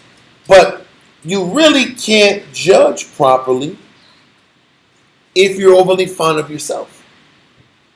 This is what makes him such a great judge. He's a great judge because he's lowly. Definition of lowly: having a low esteem of his own work. Even Christ, the supporter, the one who made creation under the Most High's orders, came down on earth and operated like he wasn't above going through anything. He had a low estimation of his worth. And the next verse we go through is going to prove that. But read on. He is just and having salvation, lowly, and riding upon an ass, and upon the coat, the foal of an ass. So what is he saying? He's sitting back here walking on the donkey. He's entering into the city in a donkey. That's not something special. That's not something elevated. Everything about Christ was lowly, wasn't about ego. It wasn't about elevating himself. on any level. And what we're going to do is go to St. John chapter 5, verse 19 and verse 30 to prove this notion even more. Come. St. John chapter 5, verse 19 Let me reads. get there. So once again, they're saying Christ was meek and low, or Christ was lowly. No, before we go to John 5, let's go to Matthew 11. Salakia. Matthew 11. Matthew 11, verse 28 through 30. Come. Matthew chapter 11 and verse 28 reads. Let me know when you're ready. I am here. I am ready. Come. Come unto me, all ye that labor and are heavy laden, and I will give you rest. So he says, come to Christ, all of us that are labor and are heavy laden with pressures, difficulties, problems, traumas, sicknesses. Come to Christ. Read on. Take my yoke upon you. So what he's saying is, if you're already heavy laden with mental and spiritual burdens, take on Christ's mindset, his yoke, how he carries things. Read on. And learn of me, for I am meek and lowly And in we're heart. not. And we're not. I know. So, but the funny thing is, what is the answer to the majority of our sicknesses and our trauma? Humility. That's the point. The majority of them. The Fuck. majority of En masse. our En sicknesses, masse. the majority of our issues is a lack of humility. Once you go through and get the law and you get all the basic information, how do you overcome most of the things that stress us and that strain us? Is we have to learn what being meek and lowly really looks like. What's the definition of meekness? To endure what? Injury without resentment. So half of the issues that we are burdened with is because we don't know how to take being injured. We don't know how to deal with being affronted, lied to, talked to harshly, and hurt. If we're honest, a lot of our issues start with that. We don't know how to deal with betrayal. We don't know how to deal with the sickness of our people and how our people's sickness affects us. And that's what makes our life a heavy burden. And also, whether it's learning meekness and not being able to take other people's sickness personal, the other side is lowliness. If you realize that you should be humble and you're not as important as you think you are, you can handle a lot more things in your life. You can be a better wife, a better brother, a better person in Christ. When you realize you're not as on point and you're not as potent as you think you are, and you have a lot more learning to do. When you can acknowledge that you have a lot more learning to do, now your tolerance gets better. Your patience gets better. But those two elements you have to deal with the burdens of life, like Christ did, and like Christ showed us through his scriptures. Continue. Take my yoke upon you, and learn of me, for I am meek and lowly in heart, and ye shall find rest unto your soul. You'll find rest when you accept that the things that you're going through is teaching you a spiritual lesson. And if I understand what I'm going through is teaching me a spiritual lesson, then I'm not going to take the lesson personal. I'm not going to take what's happening to me personal. Because if you're going to truly be lowly, another way of explaining lowliness is that you're not above going through the things that you're going through. Because if I can acknowledge I'm not above suffering, I'm not above loss, I'm not above waiting, I'm not above seeing the good in what I'm going through. I'm not above these things because what I'm gaining is more valuable than what I'm losing. People don't understand to gain in the fruits of the Spirit, you're also losing the flesh. But if I'm not above losing anything, then I can truly gain in the spirit. And that's why you'll have peace of mind. It's how you have to change how you process things. If I value virtues, if I value the pursuit of virtues, then the loss that comes from the pursuit of virtues doesn't matter. And I don't mind going through anything to gain virtue. That's how we're supposed to look at things. Does that make sense?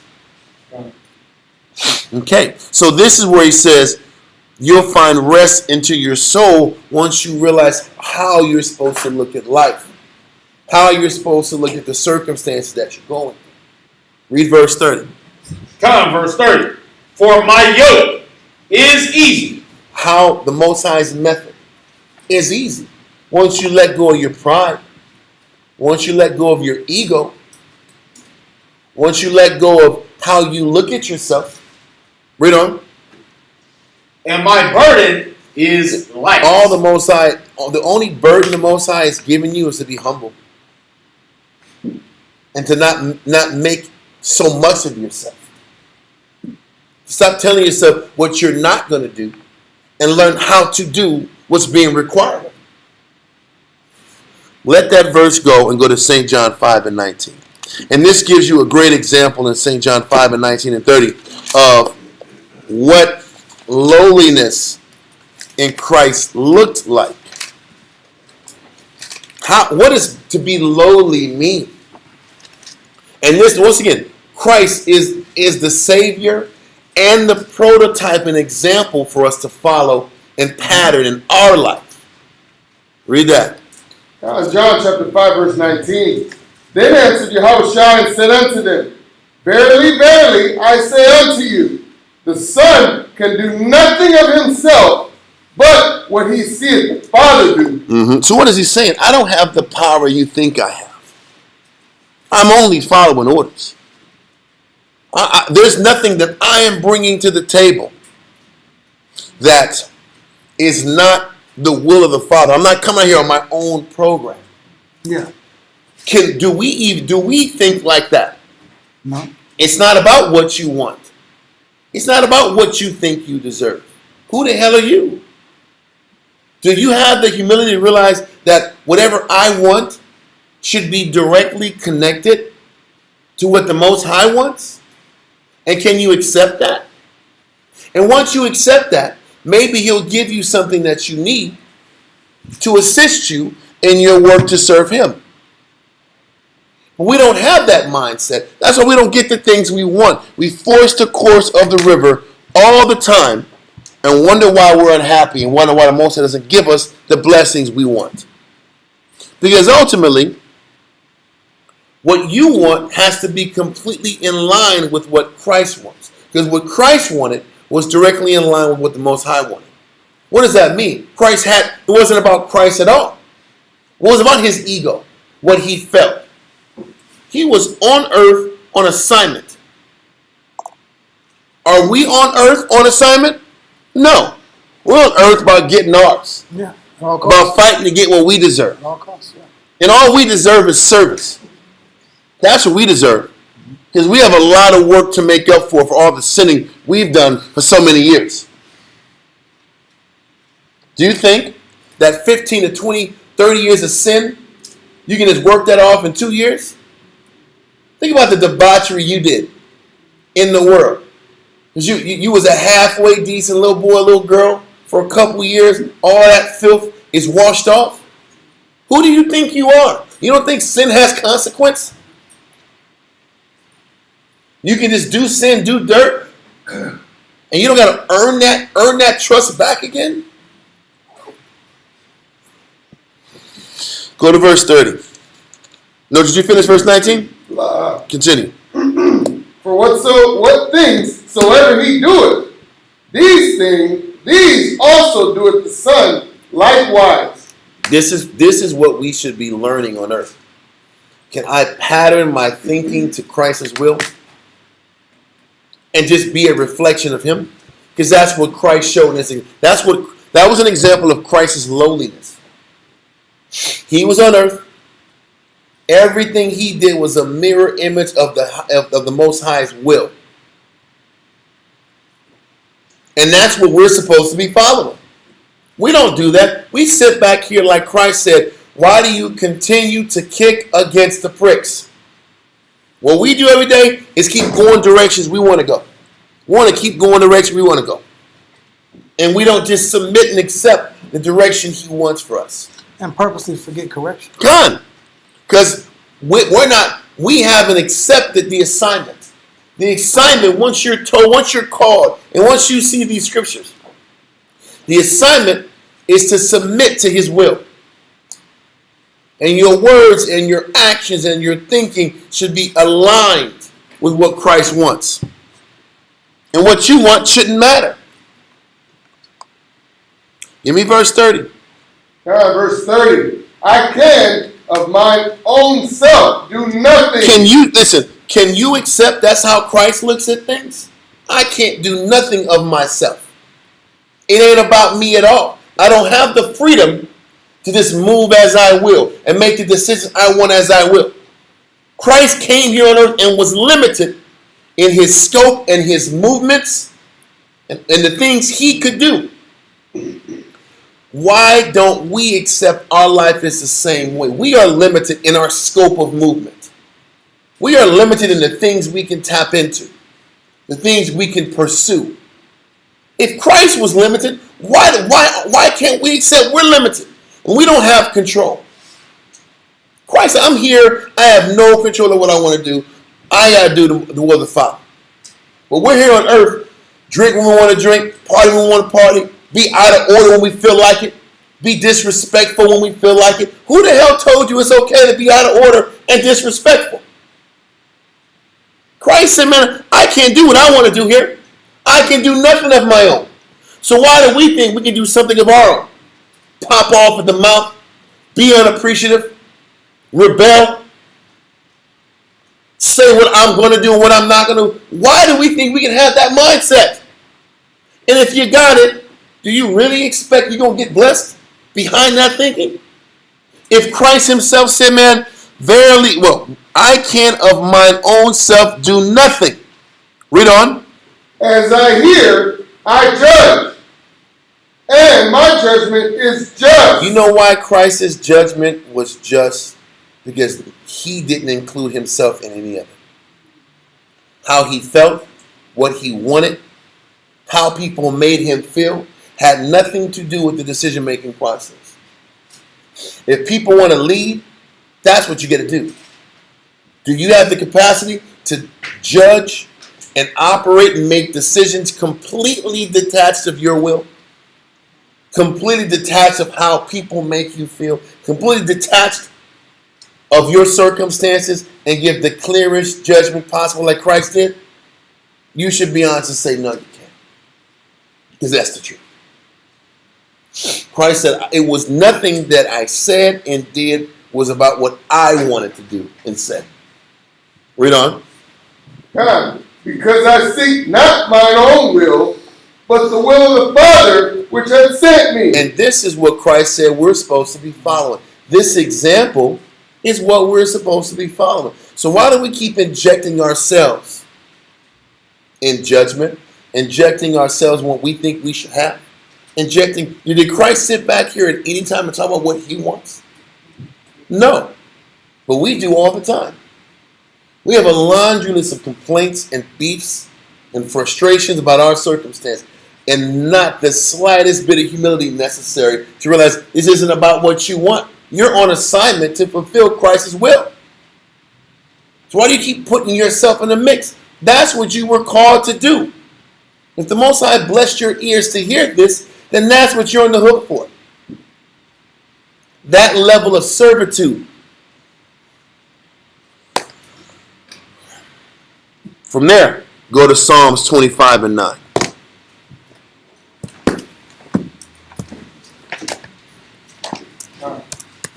Psalm chapter 25 and verse 9.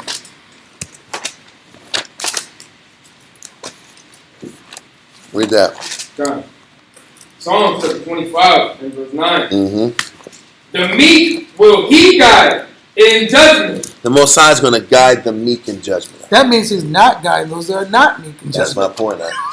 It's very simple. If he guides the meek, He's only working with the meek. then those who are not meek, they can't be guided.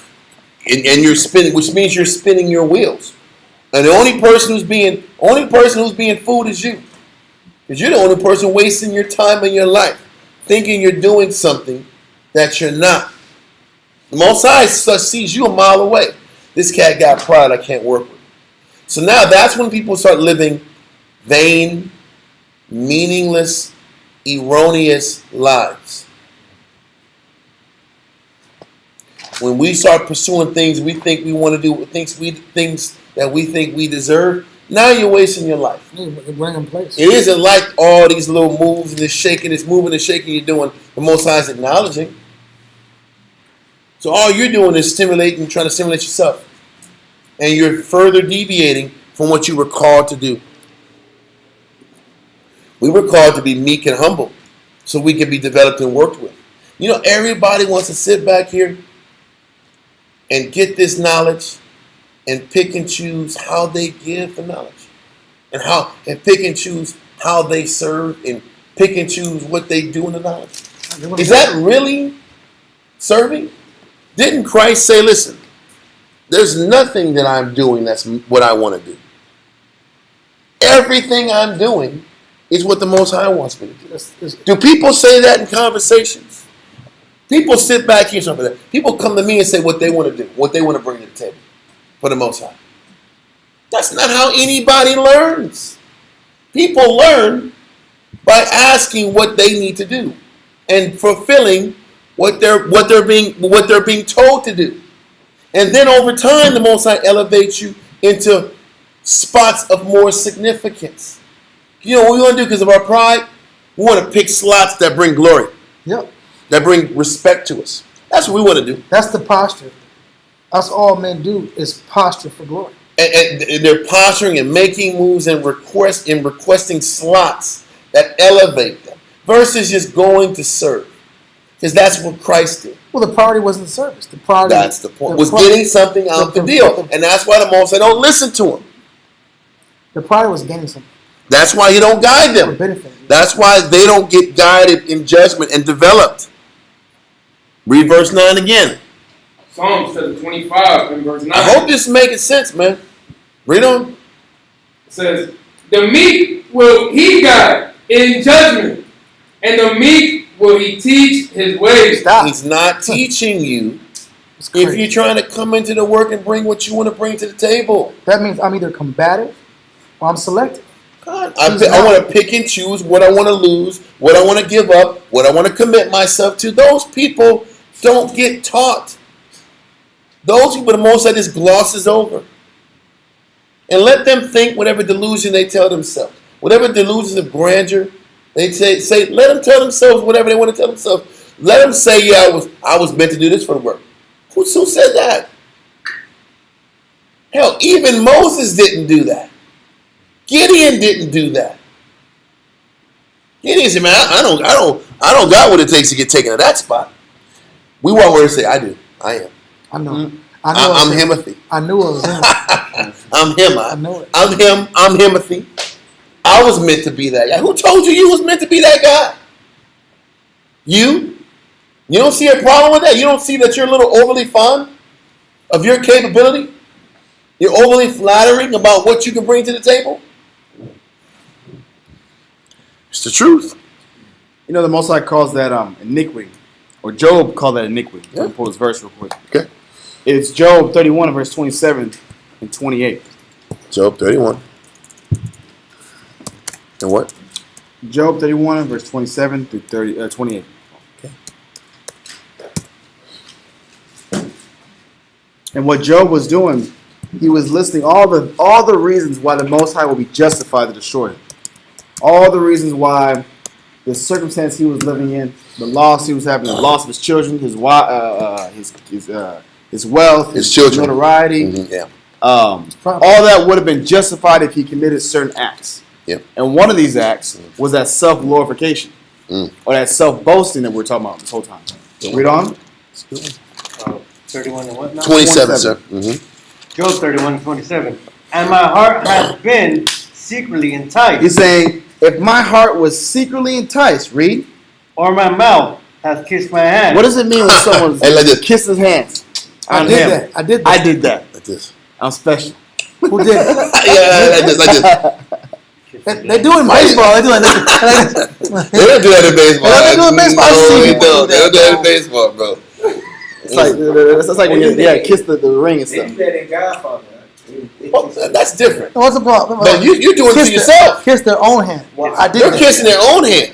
It's just symbolic for you making Okay. it about you. You're overly fond about what you're doing. It's like Razor Ramon Great type verse. stuff. Keep going, read that verse again, And my heart has been secretly enticed. He says, if my heart had been secretly enticed. By who? Yourself. Exactly. I'm Really? loving myself. Yeah. My achievements, my ability. Yes. You know, what this- you think your ability is. Man. This is why it says Very good one. knowledge puffeth up. A lot of times, the trick bag for the wise man, because the most of us choose the foolish of the world. But foolish doesn't necessarily always mean you don't know anything. I know. Foolish We'll go into means- that later. Yeah. Foolish can also mean you have skills and ability, but you can't humble down and serve the weak, serve the needy, Or just the lacking. the lacking. Exactly. Listen, he chooses the foolish, meaning the ones that are lacking, but they're humble enough to admit they're lacking. Exactly.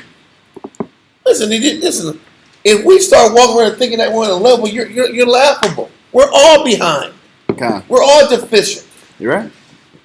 He chooses the person who was wise enough to acknowledge that they're behind, to confound the wise who thinks he's wise but isn't. Exactly. You going?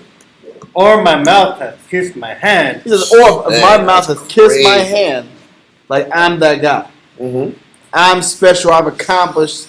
I got the wisdom. Yeah. I've got the notoriety, the respect. If I was operating in this spirit, then it'd be justified to destroy me. Why? Yeah.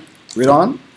This also were an iniquity, to be punished So by what? the judge. He said, this is an iniquity. That's an iniquity. Not just a sin, an iniquity. That's crazy. When someone commits an iniquity, verse, it's when they know this is wrong and they still continue to do it.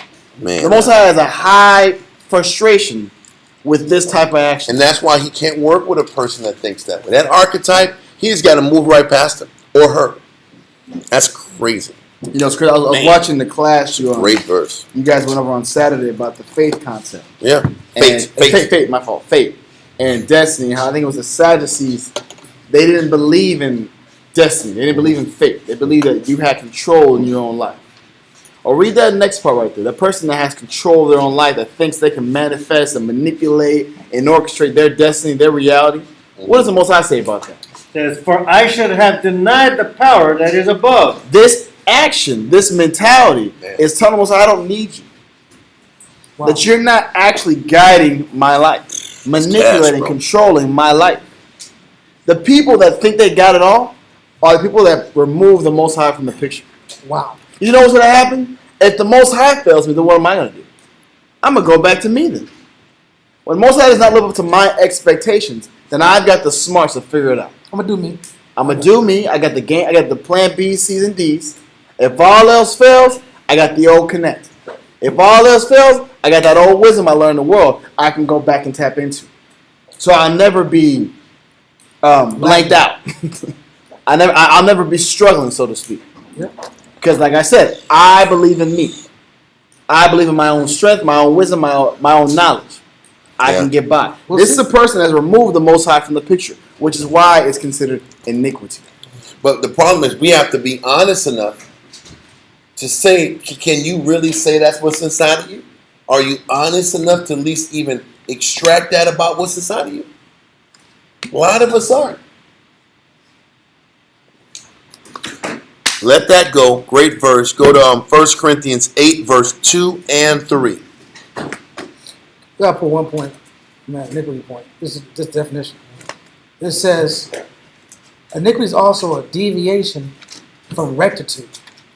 Rectitude means you're just an upright, real person. But you knew it though. Yeah. A deviation means you knew what rectitude was, Yeah. and I went the opposite direction. God. Yeah, but you're not even being a real person. Okay.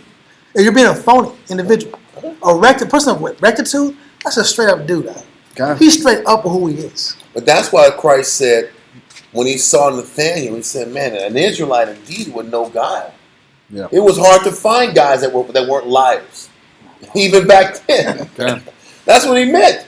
Listen. In Josephus, during the time of Gideon, most people were liars. During the time of Christ, most people were liars and deceivers about themselves. In the time of 2026, most people are liars and deceivers of themselves. That's why David said, all men are liars. There you go. He's saying the majority of people aren't honest about what they are and what's inside of them. And that is the truth. So, read that, 1 Corinthians Crazy, bro. 8 and 2. We really don't have a leg to stand on in the argument that I'm something. Or don't have a but leg we to say stand on. we're something about when we act like we don't deserve to go. Like I said, I'm something, or I can't be directed, or I can't be instructed, or I can't be groomed, or I can't be I can't be combed any kind of way. No one can tell me anything. I know. And the only person that you listen to and counsel is you. That's a crazy mind. I know. And I that's love the script that you brought up. Talking about that just shows that you really kissed your hand. Okay. All those are indicators of a hand kiss. Yeah. I'm taking it easy. Which you're taking it easy on you. Yeah. Yeah. I know. You're taking it easy on you. Yeah. When it comes to you, Yeah. you're judging it light. Yeah. I'm good with me. Yep. So read that 1 Corinthians 8, verse 2 and 3. 1 Corinthians chapter 8 and verse 2. And if any man think that he knoweth anything, And this is something for all of us. If you think you know anything, read on. he knoweth nothing, Come on, man. God said that. Read on. yet as he ought to know. This is how you have to keep reminding yourself. This is Whatever bare little minimum. thing that you grow in, whatever little thing you achieve, you have to keep reminding yourself there's way more to it than just what my little simple way of learning things. There's way more to it. That's how you break that Dunning-Kruger effect out. For whatever you've learned, can you keep reminding yourself there's way more to it than what you think? Read on. Read verse 3. Verse 3 is hidden. Read on. Verse 3. But if any man love the Most High, the same is known of him. The person that loves the Most High understands that thinking. Wow. What is it saying? A person that loves God can always remind himself that there's way more that he or she has to learn than I'm what lacking. they got. And even though I might have achieved this or grew in this or have a better understanding in this, a person who loves God understands there's more you got to work on. But a person who don't love the Most High thinks they got it. And walks around here, and if you think you got it, now it's time to scrutinize. And they don't. But hold on, if you think you got it, You scrutinize. now it's time to scrutinize and point the finger about who's off and who ain't doing enough and how sloppy of a scenario it is. Then you can start judging. But the reality, when you start judging, you've already disconnected yourself from the Most High. Because the Most High is saying a person who's godly always remembers that he has more to work on or she has more to fix. And they're focused on examining themselves more than scrutinizing what another person ain't doing. You see that? That's how the Most High breaks all of us. He says the godly person can always remember verse 2. The ungodly person does not remember verse 2. And the issue is a man always makes excuses for men make excuses for their failures and hold other men to task. That's my point. They crucify other men, but they always make excuses for themselves. because really they don't love the Most High. Yeah. Because the Most High isn't the number one priority. Because if the Most High is the number one priority, you're going to always realize that you can never go far enough. Like Ecclesiastes 43 and 30 says. When you glorify Him, you got to glorify Him as much as you can. And even that, the glory of the Most High will far exceed. So if I really love the Most High, I realize there's more levels to pleasing Him. And If I don't love the Most High, then I'm focused on the little accomplishments I make. And I'm going to criticize others who haven't accomplished as much as I perceive that I've accomplished. And now you become a bad judge. and a wicked Now judge. you become a bad, wicked judge, and you're not in a position to lead in the first place. But See that? I see it. But the Dunning-Kruger effect, based off of last Shabbat, It's a monster. based off of last Shabbat, you had the Sadducees, you had the Pharisees, and then you had what? The Essenes, right? Or the Saints. Essenes, yes. However people want to pronounce it, right? Essenes. I'm just leaving blind. That's why I say Essenes. I say Essenes, man. Essenes. Yeah, I know. All the scenes, all the scenes. I like it. hilarious. But the point is, the Sadducees had the concept that they controlled their own will, they controlled their own fate. The Pharisees, in part, I control part. Most High controls part of my life, but the rest I control. And then, of course, those that were Essenes, Most High controls all their life. Yeah. The point I want to pull out was all three believe in the Most High. So when we say we believe in the Most High, yes, you believe in the Most High, but what is your capacity for humility? Because we use our piety or our spirituality or our ability to come to class or our wearing of fringes or our speaking of Hebrew or our even dropping the scriptures. We use that as a shield to hide the pride we actually have. Because I can't be this guy. I come to class. I can't be this guy. I got the fringes. I can't be this guy. I've been true for 5 to 10 years. Yep. But the Sadducees has been the truth 5, 10, 20 years. Yeah. The Pharisees has been the truth 5, 10, 20 years. Yep. The Essenes has been the truth 5 to 20 years. All three groups were in the knowledge. They were brazen. They were born in the knowledge. They were born and raised in the information. They knew the 5 books. Some knew more than that. They were somewhat spiritual. They were raised up spiritual. But the Father judged their denying of him, like you said in Job. Done. Let's go. Yeah. We got more. Let's go to James 1 and 5.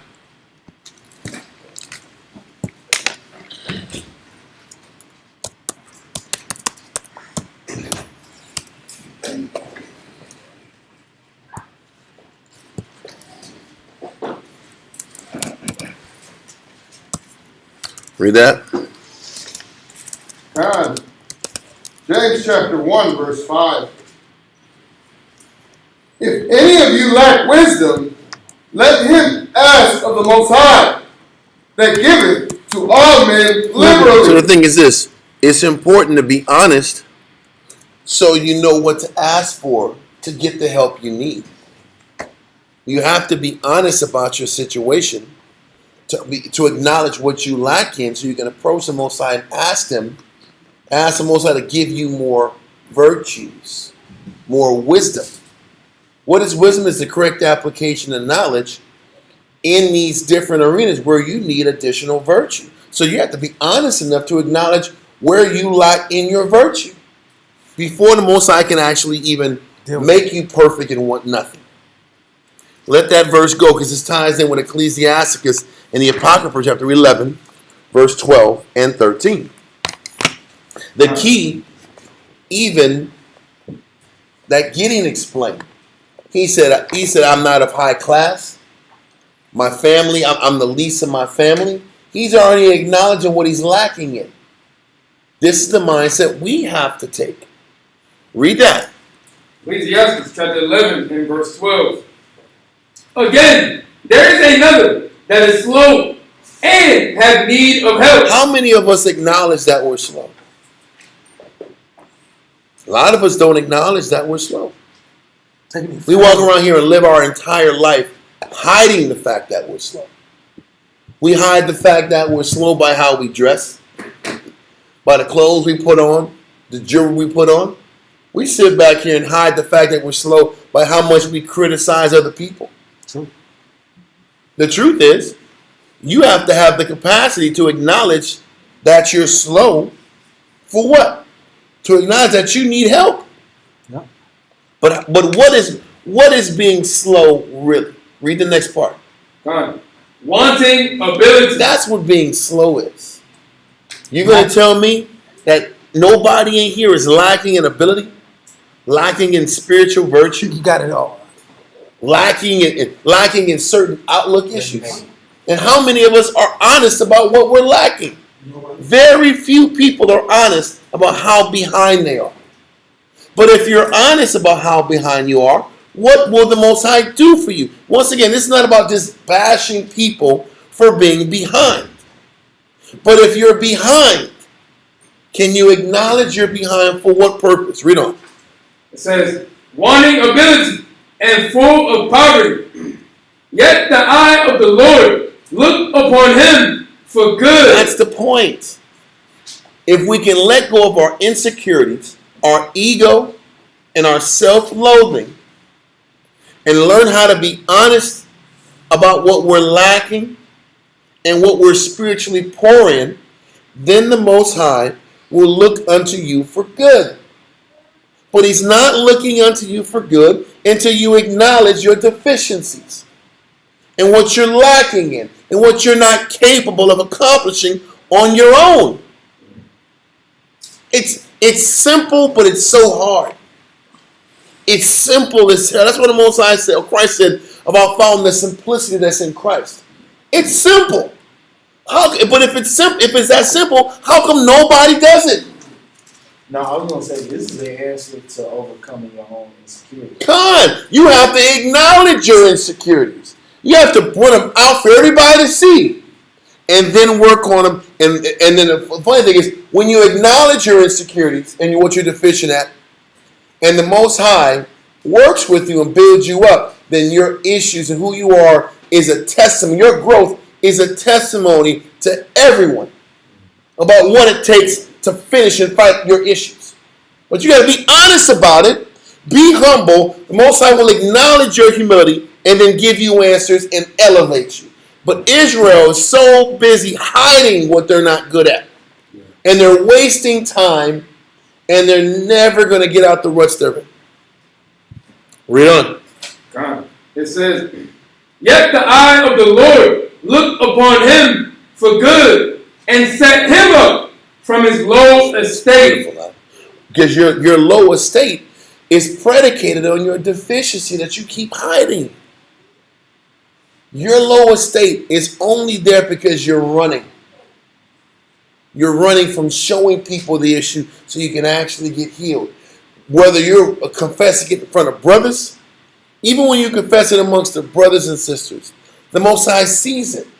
Just like Gideon acknowledged it. And he saw it. And he mentioned it. Listen, man, the rest of the nation is too fond of themselves. I don't even want to work with them. Even think about this.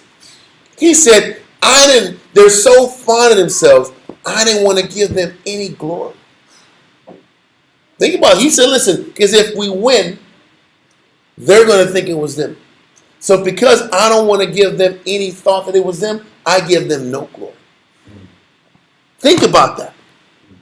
But the one that was humble, he gave him glory. He gave him an everlasting name because he didn't want that. And he acknowledged what he didn't have. But the ones who want glory, he gives you nothing. Because that's what you want. You want vainglory. You're so focused on looking a certain way and getting respect that he won't give you respect. But if you sit back here and not worry about how you're viewed and the respect you think you deserve, then he will give you the respect that your humility deserves. Because that's what you're going to get respected for. You're going to get respected for the humility you gave to the Lord. Then he will elevate you. Listen, that hits. Read verse 13. Verse 13. And lifted up his head from misery. Because the person that doesn't confess what their issues are and doesn't confess what they're lacking in, they're really in misery. You're in misery anyway because you don't confess. And you keep losing and suffering and taking 5 steps back with 1 step forward. Every endeavor you do on your own without confession, you're taking 5 steps back, 1/2 step forward, 7 steps back, 2 steps forward, 8 steps back, 1 step forward. You keep wasting time, my lion. You're in misery because you don't confess. But you don't confess because you don't want to be in misery. You see how crazy that is? You don't want people to see how bad you are. But you keep failing and you still look back. So you can't run from the misery one way or the other. So you might as well confess what you don't bring to the table in hopes that you can grow. But if you're humble and admit where you're poor at spiritually, then the Most High will give to all men liberally. Like we read in James 1 and 5. But you have to be willing to open up to what you lack in and admit that you're slow. But like we talked about earlier, he chose the slow ones. So why are you hiding the fact that you're slow? You think you're any different than the 300 that was the 300 men that were disordered when they drank water? How bad can you be to be disordered in how you drink water? What was you like? What was it? What was you doing, man? Is you open some water? What were you doing? That the Lord said, man, this guy ain't even drinking water right. I'm gonna choose him. Because if I can sit back here and defeat the Minneapolis guys that drink water, then you know what? I'm pretty great. Then maybe the nation will see that I'm great. Maybe see that's the Most High. It's not the guys. It's not Himothy. That's just listen. If you can remind yourself that you're the guy that's drinking water disordered, then maybe you might be humble. And he called a bunch of dudes and gals that are disordered in how they drink water and how they live life. Because we all are disordered in how we do things. And if we can acknowledge that we're disordered and slow, maybe we can grow. Or you're going to keep lying and telling yourself you're not that bad and then keep living in misery. Living in misery because you're lonely, you're struggling, and you don't see the good in life. And life just keeps passing you by. That's misery. And then when you're miserable, misery loves company. So all you do is criticize and bring other people down because they're miserable. Or you can be honest about how slow you are and actually grow and allow the Most High to come through for you. This is for all of us. Nobody is absolved from this. Nobody. Read verse 13 again from the top. Ecclesiastes chapter 11 and verse 13. And lifted up his head from misery, so that many that saw it marveled at him. That's the point. So the funny thing is, your life can be a great testimony for people to marvel at, and they can pattern and learn from you if you just become humble and honest about how slow you are. If you're honest about how behind you are and how much ability you lack, and you confess it, and the Most High elevates you, you might give another person the courage to stand up and be honest themselves. Right. That's the power that you have to help other people. People think the only way they can help is by being a top tier teacher. You can help by being honest and fixing what's inside of you, and people look at you and pattern your success. Be a testimony. Well, you know what people want to do?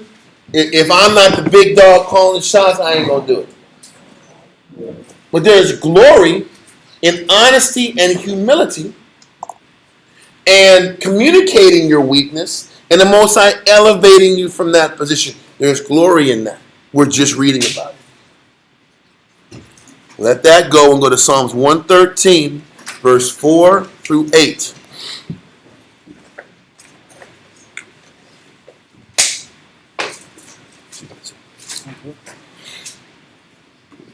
Psalms 113, verse 4. The Lord is high above all nations, and his glory above the heavens. Who is like unto the Lord our power, who dwelleth on high, who humbleth himself to behold the things that are in heaven? He says, who humbles himself to behold the things that are in heaven and in earth? Who's humble enough to behold these things? Who's humble enough to see the good that the Most High has for you? Read on. Verse 7. He raiseth up the poor out of the dust, and lifteth the needy out of the dunghill, that he may set him with princes, even with the princes of his people. You know, let me go back on verse 6. Read verse 6 again. It says, who humbleth himself to behold the things that are in heaven and in the earth. What that means is the Most High is humbling himself to sit back here and follow and watch a bunch of maggots live on earth and do their thing. Because he called us worms, and worms were maggots. So he says the Most High is humbling himself to listen, watch, and monitor us. The least we can give him back is humility. The same. Because he's shown humility to come deal with us. Remember, the scripture says the heaven and the heaven of heavens cannot contain him. But he's sitting back here giving his time to study us and monitor us. And we have the audacity not to reciprocate humility back to him. Read on. Verse 7. He raises up the poor out of the dust and lifted the needy out of the dunghill. The Most High is the one who elevates you out of your circumstances. Once you give him the humility, he's giving to you. Read on. Verse 8. That he may set him with princes, even with the princes of his people. Listen, he wants to sit back here and elevate you. But he's not going to elevate you unless you first show humility. Read on. Verse 9. He maketh the barren woman to keep house. He's saying, listen, he will sit back here and change a woman's life situation who was barren and do what? He says, and to keep a house. Meaning he will give her, this barren woman, a family and children to raise. I've seen it with my own eyes. Sisters who doctors say, you can't have any more children. Or you can't have any children. And all of a sudden their humility and their prayers were listened and he gave them children. I've seen it multiple occasions. He can sit back here and open your womb, close your womb, change your condition if you are humble enough to present yourself to the Most High to be worked on. Read on. To be a joyful mother of children. Praise ye the Lord. He's telling you he has the power to change your condition if you show humility. And that's all he's trying to get us to see from all of these 17 classes we've had about pride and lies. He's like, you got to let all that pride go so he can actually work with you. All these classes just to get us to this point, to embrace being honest, to embrace being vulnerable, and to embrace our vulnerability so Christ can actually work with us. Go to James 1 and 9. Now, when we read in James 1 and 5, James 1 and 5 talked about if you lack wisdom, ask the Most High, and he will give to all men liberally, and he won't hold back the good and blessings he has for you. So read verse 5 again and then jump to verse 9. Come. James chapter 1 and verse 5 reads, if any of you lack wisdom, let him ask of the Most High, that giveth to all men liberty. Most High gives to all men freely. He gives to all, listen, he will give all of us freely, but what's the caveat? You got to have humility. People think that the system's unfair, system is rigged, I'm being held back, brothers are holding me back. The Most High is in control of elevation. And if he's not elevating you, there's something you're doing wrong. And brothers don't ask the right questions. Why am I being held back? Why do you think the Spirit's keeping me from the things I'm looking for? Brothers don't ask that question because they don't want to hear the answer. They don't want to hear they got to give more. They have to be more pure in what they do. They have to be more honest in how they operate. Nobody wants to say and be real about why they don't get acknowledged. But the scripture says he gives to all men freely. So if he gives to all men freely, why isn't the Most High given to you freely? Read on. And upbraideth not. And meaning he doesn't hold back. He doesn't purposely, maliciously hold back good things from you. He holds back things you don't deserve. He holds back things from you that you haven't earned. It's very simple. Read on. And it shall be given him. Time. Jump to verse 9. Let the brother of low degree rejoice in that he is exalted. Can you acknowledge that you are a brother or a sister of low degree? How can he exalt you unless you even acknowledge you are a brother or sister of low degree? Lacking something, missing something, behind in something, spiritually poor in something, spiritually deficient in something. If you can't, think about this. If you can't acknowledge that you're behind, how can you see the Most High's working with you? And the Most High is developing you everywhere, every which way around you. You know how many times we're sitting back here every day, unhappy and discontented about what the Most High is putting us through? Not realizing we are behind and we need the lessons we're going through to get to the next level. So while we're sitting back here angry and vexed that we keep going through these same things, if we were lowly and meek and recognized that we're of low degree, then we can see the Most High is developing you and He's building you up. But if you're walking around here angry about where you're at in your life and the truth, it's because you don't realize you're behind. And you don't realize you're poor in the spirit. And you don't realize you're of a low degree. Because if you realize you were of a low degree, you'd realize everything you're going through is a necessity for you to keep growing forward in Christ. Does that make sense? But a lot of times we can't even process that what we're going through, we actually need it. But if you recognize that if you were really lowly and understood that you weren't above going through anything, then you'd be able to correctly assess, I need this because I have a pride issue. I have a doubt issue. I have a fear issue. I have a selfishness issue. I have a skeptical issue. If you had a better assessment of who you were, and if you realize you weren't as on point as you thought you were, then you'd be able to realize Christ is exalting you through the things He's putting you through. But we're so disconnected, we think we're something that we're not. That means we think we're going through something that we don't deserve to go through. See that? But if you realize you're of low degree, you know you're exactly where you're supposed to be in your life. Let that verse go and go to Ecclesiastes 11 and 1.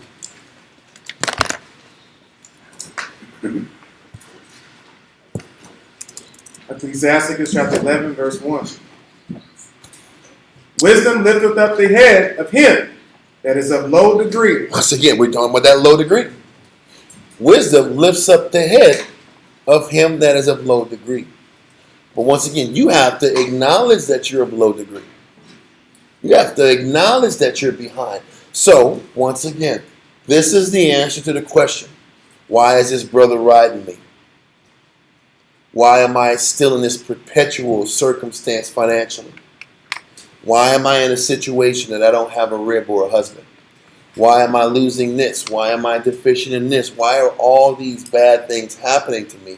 Because the Most High is showing you, in whatever arena it is, that if I'm stressing about finances, it's because I haven't learned faith enough. My faith is low, so I have to learn faith. If I have a brother keep riding me, because I don't have no humility. I have really weak discipline in another arena. What is the reason the Most High keeps having things in front of me? It's to show me what I'm lacking in. If I got a brother keep riding me, you know, to let Most High show you have pride. That's when the Most High says He hates a person that's confident in a plain way. Yeah. We'll walk around here thinking that we're on point, thinking that we have order and humility, and then the Most High will bring a person over us to show you that you don't have humility. You truly lack the ability to follow. And the Most High has a person over you to show you that. But the only reason you can't see it is because really you're of a low degree and you can't acknowledge you have a low. You're of low degree in this arena. And that's where the why keeps happening. Why am I going through this? Why am I? Because you're a control freak.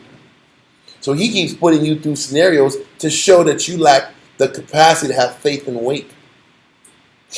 You got to do things the way you want to do things. That's why the Most High ain't blessing you, because He keeps putting you. He's giving you opportunities to grow in wisdom. But you just ain't realize you're of low degree, and He's giving you the perfect opportunity to grow in that arena. This is why you keep suffering in that situation. Does that make sense? But wisdom is created, or the circumstance to give you wisdom is created and is intended to develop people of low degree to a higher level. But we're on such a low degree and level, we can't acknowledge what we're suffering is intended to get us out of this low, decrepit degree, to take us to another level of spirituality. We can't even see it. That lets you know you're that far behind. That you can't realize the things that are right in front of you are designed to develop you. And you're taking it as a knock against you, as something that's not fair, something that I need to speak up on and counsel about and get myself or criticize another person for what they're doing. All these things are to show you where you're low at. Not for you to show somebody where they're low at, but you're so low-minded, you can't see that. Read verse 1 again. Ecclesiasticus 11, verse 1. Wisdom lifteth up the head of him that is of low degree, and maketh him to sit among great men. If they can acknowledge they're of low degree. But if you can't acknowledge you're of low degree, then you just think the Most High is putting fetters on you. Or life is just unfair. Or brothers have a problem with you. Or life ain't fair. I don't know if this is for me. That lets you know you are of low degree. Because you lack the capacity to see things spiritually and figure out the lessons that the Most High is designing for each and every one of you, handcrafted. Because if you was really humble, you wouldn't be mad. You wouldn't be angry about your condition. That's what Christ said. I will show you how to deal with this burden. My burden is light. Half the reason we have burdens is because we have pride. And we walk around here thinking that we don't deserve to lose these things and go through the things we go through.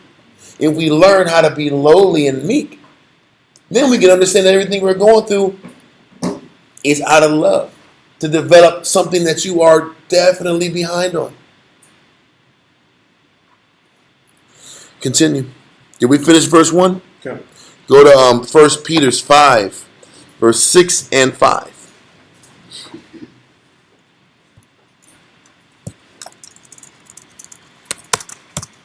Come on, 1 Peter 5 and 6. And then verse 5. And then verse 5. Come on, verse 6. Let me get there real quick, Salaki.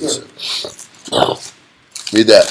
1 Peter 5 and 6. Humble yourselves, therefore, unto the mighty hand of the Most High, that he may exalt you in due time. So he says we have to humble ourselves under the mighty hand of the Most High, that he will exalt you in due time. So we have to be honest, transparent, acknowledge that we are of low degree.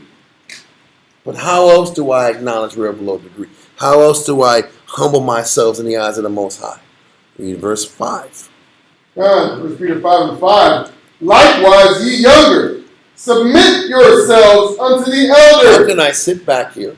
And younger meaning in experience, in biblical experience.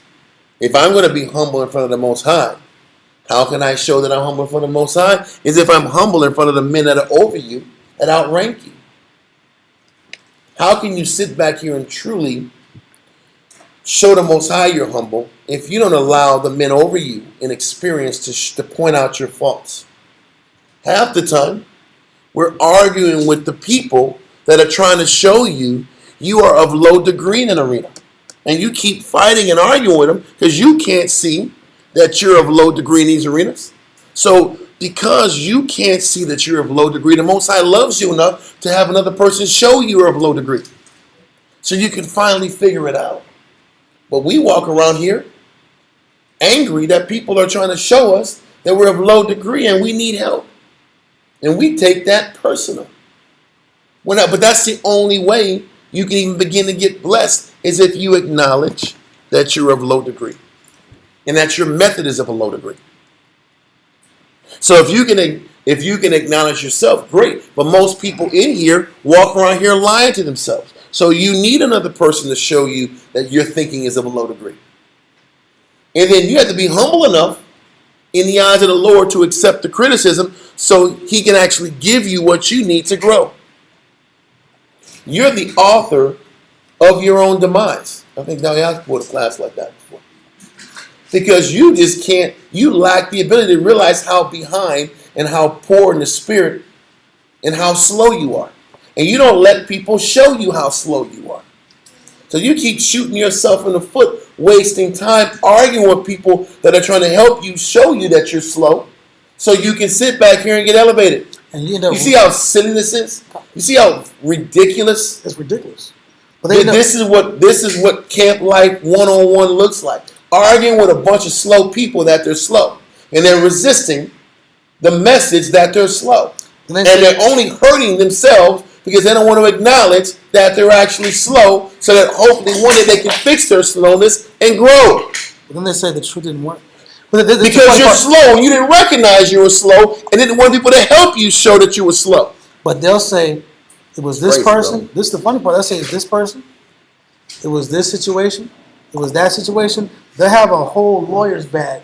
Yeah. They'll have a briefcase. No So problem. they can walk around here. 50 cases. So they can walk around here and go to sleep and feel good about their decision, even though their decision is torpedoing their spiritual growth. They're throwing their spiritual growth in the trash can so they can just look themselves in the mirror and tell themselves that they're not a failure. Because that's what people do. And that's the truth. We humble ourselves by allowing other people to show where we're behind at, with the intent that we can get close to the Most High, actually cleave to the Most High, and then see success. But all this is in vain if we're just not humble and we don't choose to receive humility. I got one more chapter. We're going to 6, 7 verse we're going to go into, and this is it because it's getting late. Ecclesiastes is 23, verse 1 through 6. Ecclesiastes chapter 23 and verse 1. It's not enough to listen. I would love to finish this out, but it's getting too late, so we're going to just do it this one. Ecclesiastes 23, verse 1 through 6. Ecclesiastes chapter 23 and verse 1. O Lord, Father and Governor of all my whole life. First of all, that verse lets you know who controls what. My whole life. The Most High is the governor of our entire life. He controls every aspect of your life. He controls it whether you believe it or not. Like it or not. But your life will be better the quicker you acknowledge that He's in control of your entire life. Read on. It says, lead me not to their counsels, and let me not fall by them. Let me not listen to the counselors that think you can live your life and you have control of your life. I don't want to hear that message. Read on. Who will set scourges over my thoughts? Listen, this is what a humble, lowly person really thinks. They're looking for somebody to check your intentions, to put scourges on your motivations. A humble person, a godly person, is looking for a person that can operate in the spirit greater than you. But because we're low-minded, we want to be around people that won't stimulate us and challenge us or challenge us in Christ. Challenge us in humility. Challenge us in really attacking our motivations. That's what we want because it feels better. But the person that's connected to the Lord is looking for somebody to show you can do it better. To challenge you and to challenge our low, poor, in the spirit way of doing things. We don't like to be challenged, but that is exactly what's necessary if you want to grow. Who's out here scourging my thoughts? Who can sit back here and outwork me? Let me look for the person who can out-discipline me, who can out-submit me, who can out-study me, who can out-effort me. Let me look for that person. Do we do that? Hell no. We don't do that at all. Because we're really not about pleasing the Lord. And we're delusional about how much we think we please the Lord. Read on. It says, who will set scourges over my thoughts and the discipline of wisdom over my heart? And the only way you can scourge or motivate somebody else is to be around somebody who's trying to fight greater than you, who does it better than you, who's more efficient in humility, who's more efficient in patience, who's more structured, who's more dedicated, who's more clear-minded during chaotic situations. Let's find the person who does that superior to me, who can extract the message out of the scriptures better than me. But all we want to do is say, me too, I'm good too. I'm good too. I do good things too. See how low-minded that is? How surface that is? It's not about how great you are. It's about how humble and how willing you are to submit to greater ways than you. And accept that that is your life. Your life is about submitting to a greater method. That's what life is about. Continually submitting to the greatest method that is presented to you. That's what Ecclesiastes chapter 6 talks about. It's about committing yourself to the discourse of elders. I'm not going there because it's too late. But the discourse of elders just talks about the act which connects spiritual propositions and deduces conclusions from them. And all that means is talking about which spiritual method will produce the highest spiritual yield. Yeah.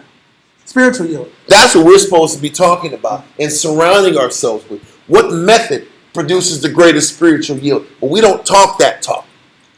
We talk about how brothers don't respect them, how they don't acknowledge the good they're doing. Because we really don't want to change. We just want to do enough to get by. That's our nature. But read on in Ecclesiastes 23. God. It says, who will set scourges over my thoughts, and the discipline of wisdom over my heart, that they spare me not for my ignorance? Listen, a real humble person doesn't want to be spared for their mistakes. They want to get checked when they're off. They want to sit back here and be shown they can do more. But when you show Israel that they got to do more, they snap at you. They yell at you. They overreact at you. That's what the Jew does. The Jew man and the Jew woman. When you push them to do more, they get more angry. They think you're messing with them. But a humble person, a person the Lord works with, is always looking to make sure that somebody checks them and keeps them in line. Read on. God. And it passed not by my sins. Lest my ignorance. He says, and pass not by my sins. A humble person doesn't want their sin to be winked at. Doesn't want somebody to just have a laissez-faire to my actions and make me accountable for my actions. That's what a truly humble person is about. But most of us aren't that way. What we want to do is be around people that are like us, that operate at the same pace as we are, that give at the same level as we give. That's what we want.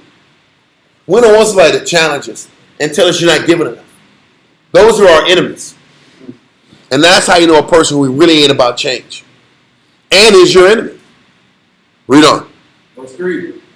Lest my ignorances increase. The funny thing is a person that's really humble is afraid of making more mistakes.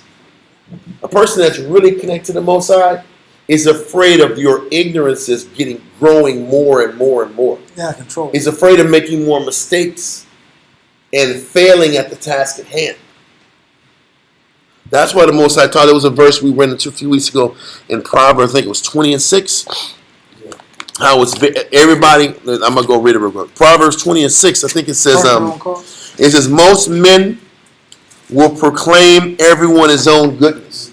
Everybody wants to talk about how good they are, how much they give, how much they on point. But he says, but a faithful man who can find. How many people are dedicated about the final task, the final effort, perfection, or living to try to get to that perfection? Most people want to stop at, I did a couple good things, now I can relax. But he says there's very few faithful men that want to finish to the end and live a life of accountability. Read on. Ecclesiastes 23. God. It says, lest my ignorances increase and my sins abound to my destruction. You know what? A person that's really about serving the Most High is more concerned with not making it than looking bad. Most of our people are reversed. They're more concerned with looking a certain way than actually making it. Because if we were really concerned with making it to the end, we'd sit back here and be attacking every weak issue in ourselves, attacking anything that might lead to my destruction. We don't think that way. Because we're more concerned with how people perceive us than actually making it to the finish line and being blameless to the end. We just want to feel good, look tight, look sharp, feel good. But we really don't want to finish. We're really not concerned with being blameless and building enough momentum to get to the end. We don't really want that. Because if we did, we'd be sitting back here and letting people scourge our thoughts and our intentions 24/7, 365. Continue. God. It says, and I fall before my adversaries, and my enemy rejoice over me, whose hope is far from thy mercy. Because, you know, if the more you sit back here and play with this negative, all that's going to happen is you're going to fall on your face if you're not cautious enough about breaking what's inside of you, and your enemies will exploit you worse than anything. So if you really fear the Most High, you would do everything to ensure that at the end you'll be standing. But we don't have enough fear because once we have that Dunning-Kruger in us, thinking that the little we do is enough when it isn't. Didn't the scripture say that our righteousness is like filthy rags? So how can we say with confidence that we're doing enough? If us on our best day isn't good enough, if us on our best day isn't good enough, how can you be so confident that you're going to make it? And why don't you think that there's a lot more to fix to at least be somewhat good? Why do we think that just because we go to the zone, that's enough? It ain't. At least not to be confident. Full races. I know. All right. It's like 10:30. That's cool. Let's continue. But that's true. Verse 4. O Lord, Father and power of No, my life. read that verse, bro. Read that verse and we'll go back to that. Proverbs 14 and 16.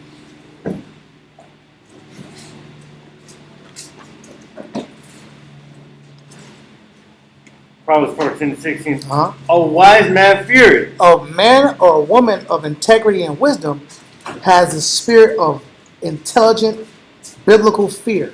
I'm correctly assessing that I'm lacking, so I'm fearing failure. I'm fearing making a mistake. I'm fearing setting myself back a couple years because of my foolishness. Read. And departed from evil. And because I have a fear of making mistakes, I'm going to keep forsaking and separating myself from any behavior or any approach that causes me to fail. People that are disconnected from humility, they don't fear failure. They don't fear making mistakes. They're the contrary. Let's find what the contrary is. Read. But the fool rages. The fool is what? Rages. The fool's always raging. They're always arguing. They're always extra critical. They always have a lot to say. They always got to raise their voice. They got an opinion. A fool's always raging. Read on. And is what? And is confident. You can't tell them nothing. You can't tell them anything because they're always confident. But in what? They're confident in their own perspective. They're confident in their own way. They're confident in their own approach. They're confident in their own belief. That's a fool. A fool's always confident in his own approach and belief. That's not backed up with the scriptures. That's not backed up with multiple experienced men. That's not backed up by experience. Mm-hmm. So fools rage and they're confident, but a humble man's the opposite. They're contrary. They're humble. They're afraid to make mistakes. Yep. They're not puffing themselves up. They acknowledge their own personal incompetence. And they know that they're porous and they lack things. And they have Swiss cheese elements about themselves. They have holes in their And the development. Most High can work with that person. But that's the wise person. That's the only point we're trying to say.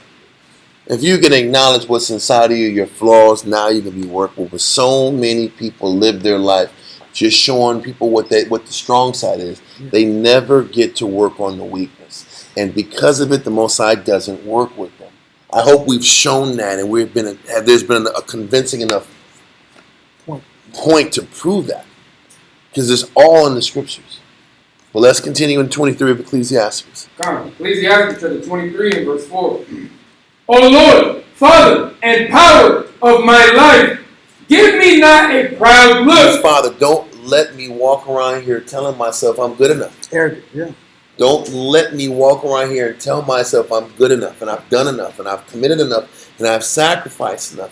It's a prayer. You almost got to say, Father, please don't let me walk around here thinking I've given enough and I'm maxing out, because I'm not. None of us are. And he's He's afraid of being in that mindset, and we walk around here bold and confident in it. Raging in confidence. And he's like, man, this guy's scared to death that he'll get caught slipping thinking he's doing enough. No, you have to fear because earlier in the classes that you had, he concealed your faith by Yes. leading you to delusion. Yes, but if you sit back here and fight the changing enough, he'll sit back and tell you, he'll make your ears fat and tell you you're doing enough. And that's what you have to be on guard for. Please, Father, remind me that I'm not good enough. Because that's the key to growing. Read on. God. It says, give me not a proud look, but turn away from thy servants always a haughty mind. Read on. Turn away from me vain hopes and He concupiscence. says, please, Father, if I have some thoughts and some goals and aspirations that are not aligned with you, please check me on it. The whole spirit of this prayer and this communication is to sit back here and align yourself with as many people as possible to tell you that these vain side missions that we have to do is a waste of time. You need people to help keep you on path because we all have tendencies to do side missions and side quests that take you and avert you from your goals.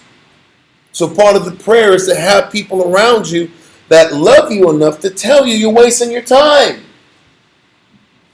The worst thing in the world is to have a bunch of yes men around you telling you you're on point.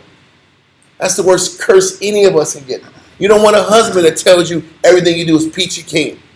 They're going to walk you right to destruction. You don't want a brother that sits back here and tells you everything is good because you're going to get walked to destruction. You don't want to live that life.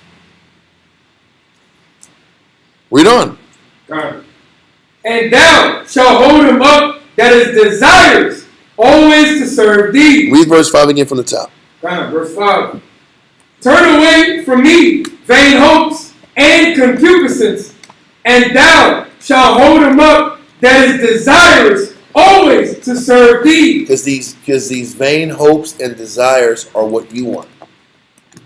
And the fight every day is to stay locked in and maintain your priority into the things that please the Most High like Christ did. Christ said, my entire existence is to fulfill the Most High's will.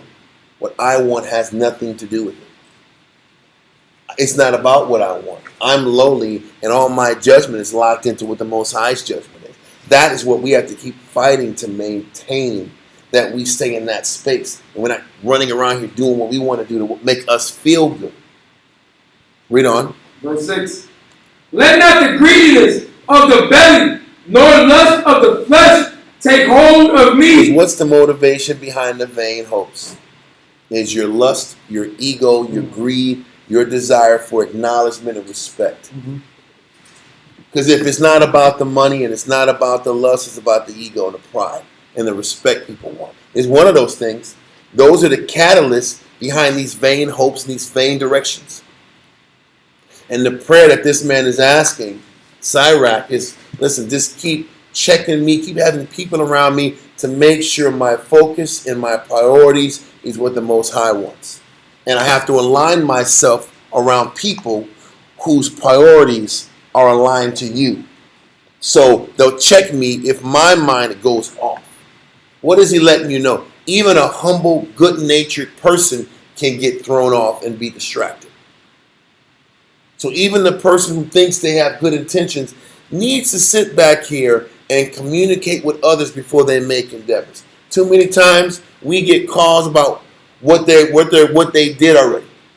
We get calls about brothers do things, it's off, they get stung, then they want counsel about it. If you was really humble, you would ask before you do the endeavor. But brothers don't want to be told no. So they do the endeavor, get stung, then I want counsel. That's how the Most High sees you a mile away and knows you're proud, like we read earlier. He sees you a mile away. He accepts the lowly, but he sees the proud from a distance. Because a proud person makes moves, asks questions later. That's how you know you're not really serious about change. Read 6 again. God, verse 6. Let not the greediness of the belly nor lust of the flesh take hold of me, and give not over me thy servant into an impudent mind. Impudent means shamelessly bold. Shamelessly bold enough to think that your way is okay. Shamelessly bold enough to think that you're doing enough. Shamelessly bold or delusional to think that it's okay to operate at your pace and not let people check your pace and your intensity level towards serving the Most High, and thinking that that process is okay. You better operate in fear as much as possible if we want to continue to grow in hopes the Most High acknowledges us. We're going to leave this topic at that. Kawada Israel for tuning in and listening to these 17 classes. We'll be going back on another topic on Monday, and Sham Shawan will hit us up on a class on Wednesday. Kawada, Shalom, see you soon.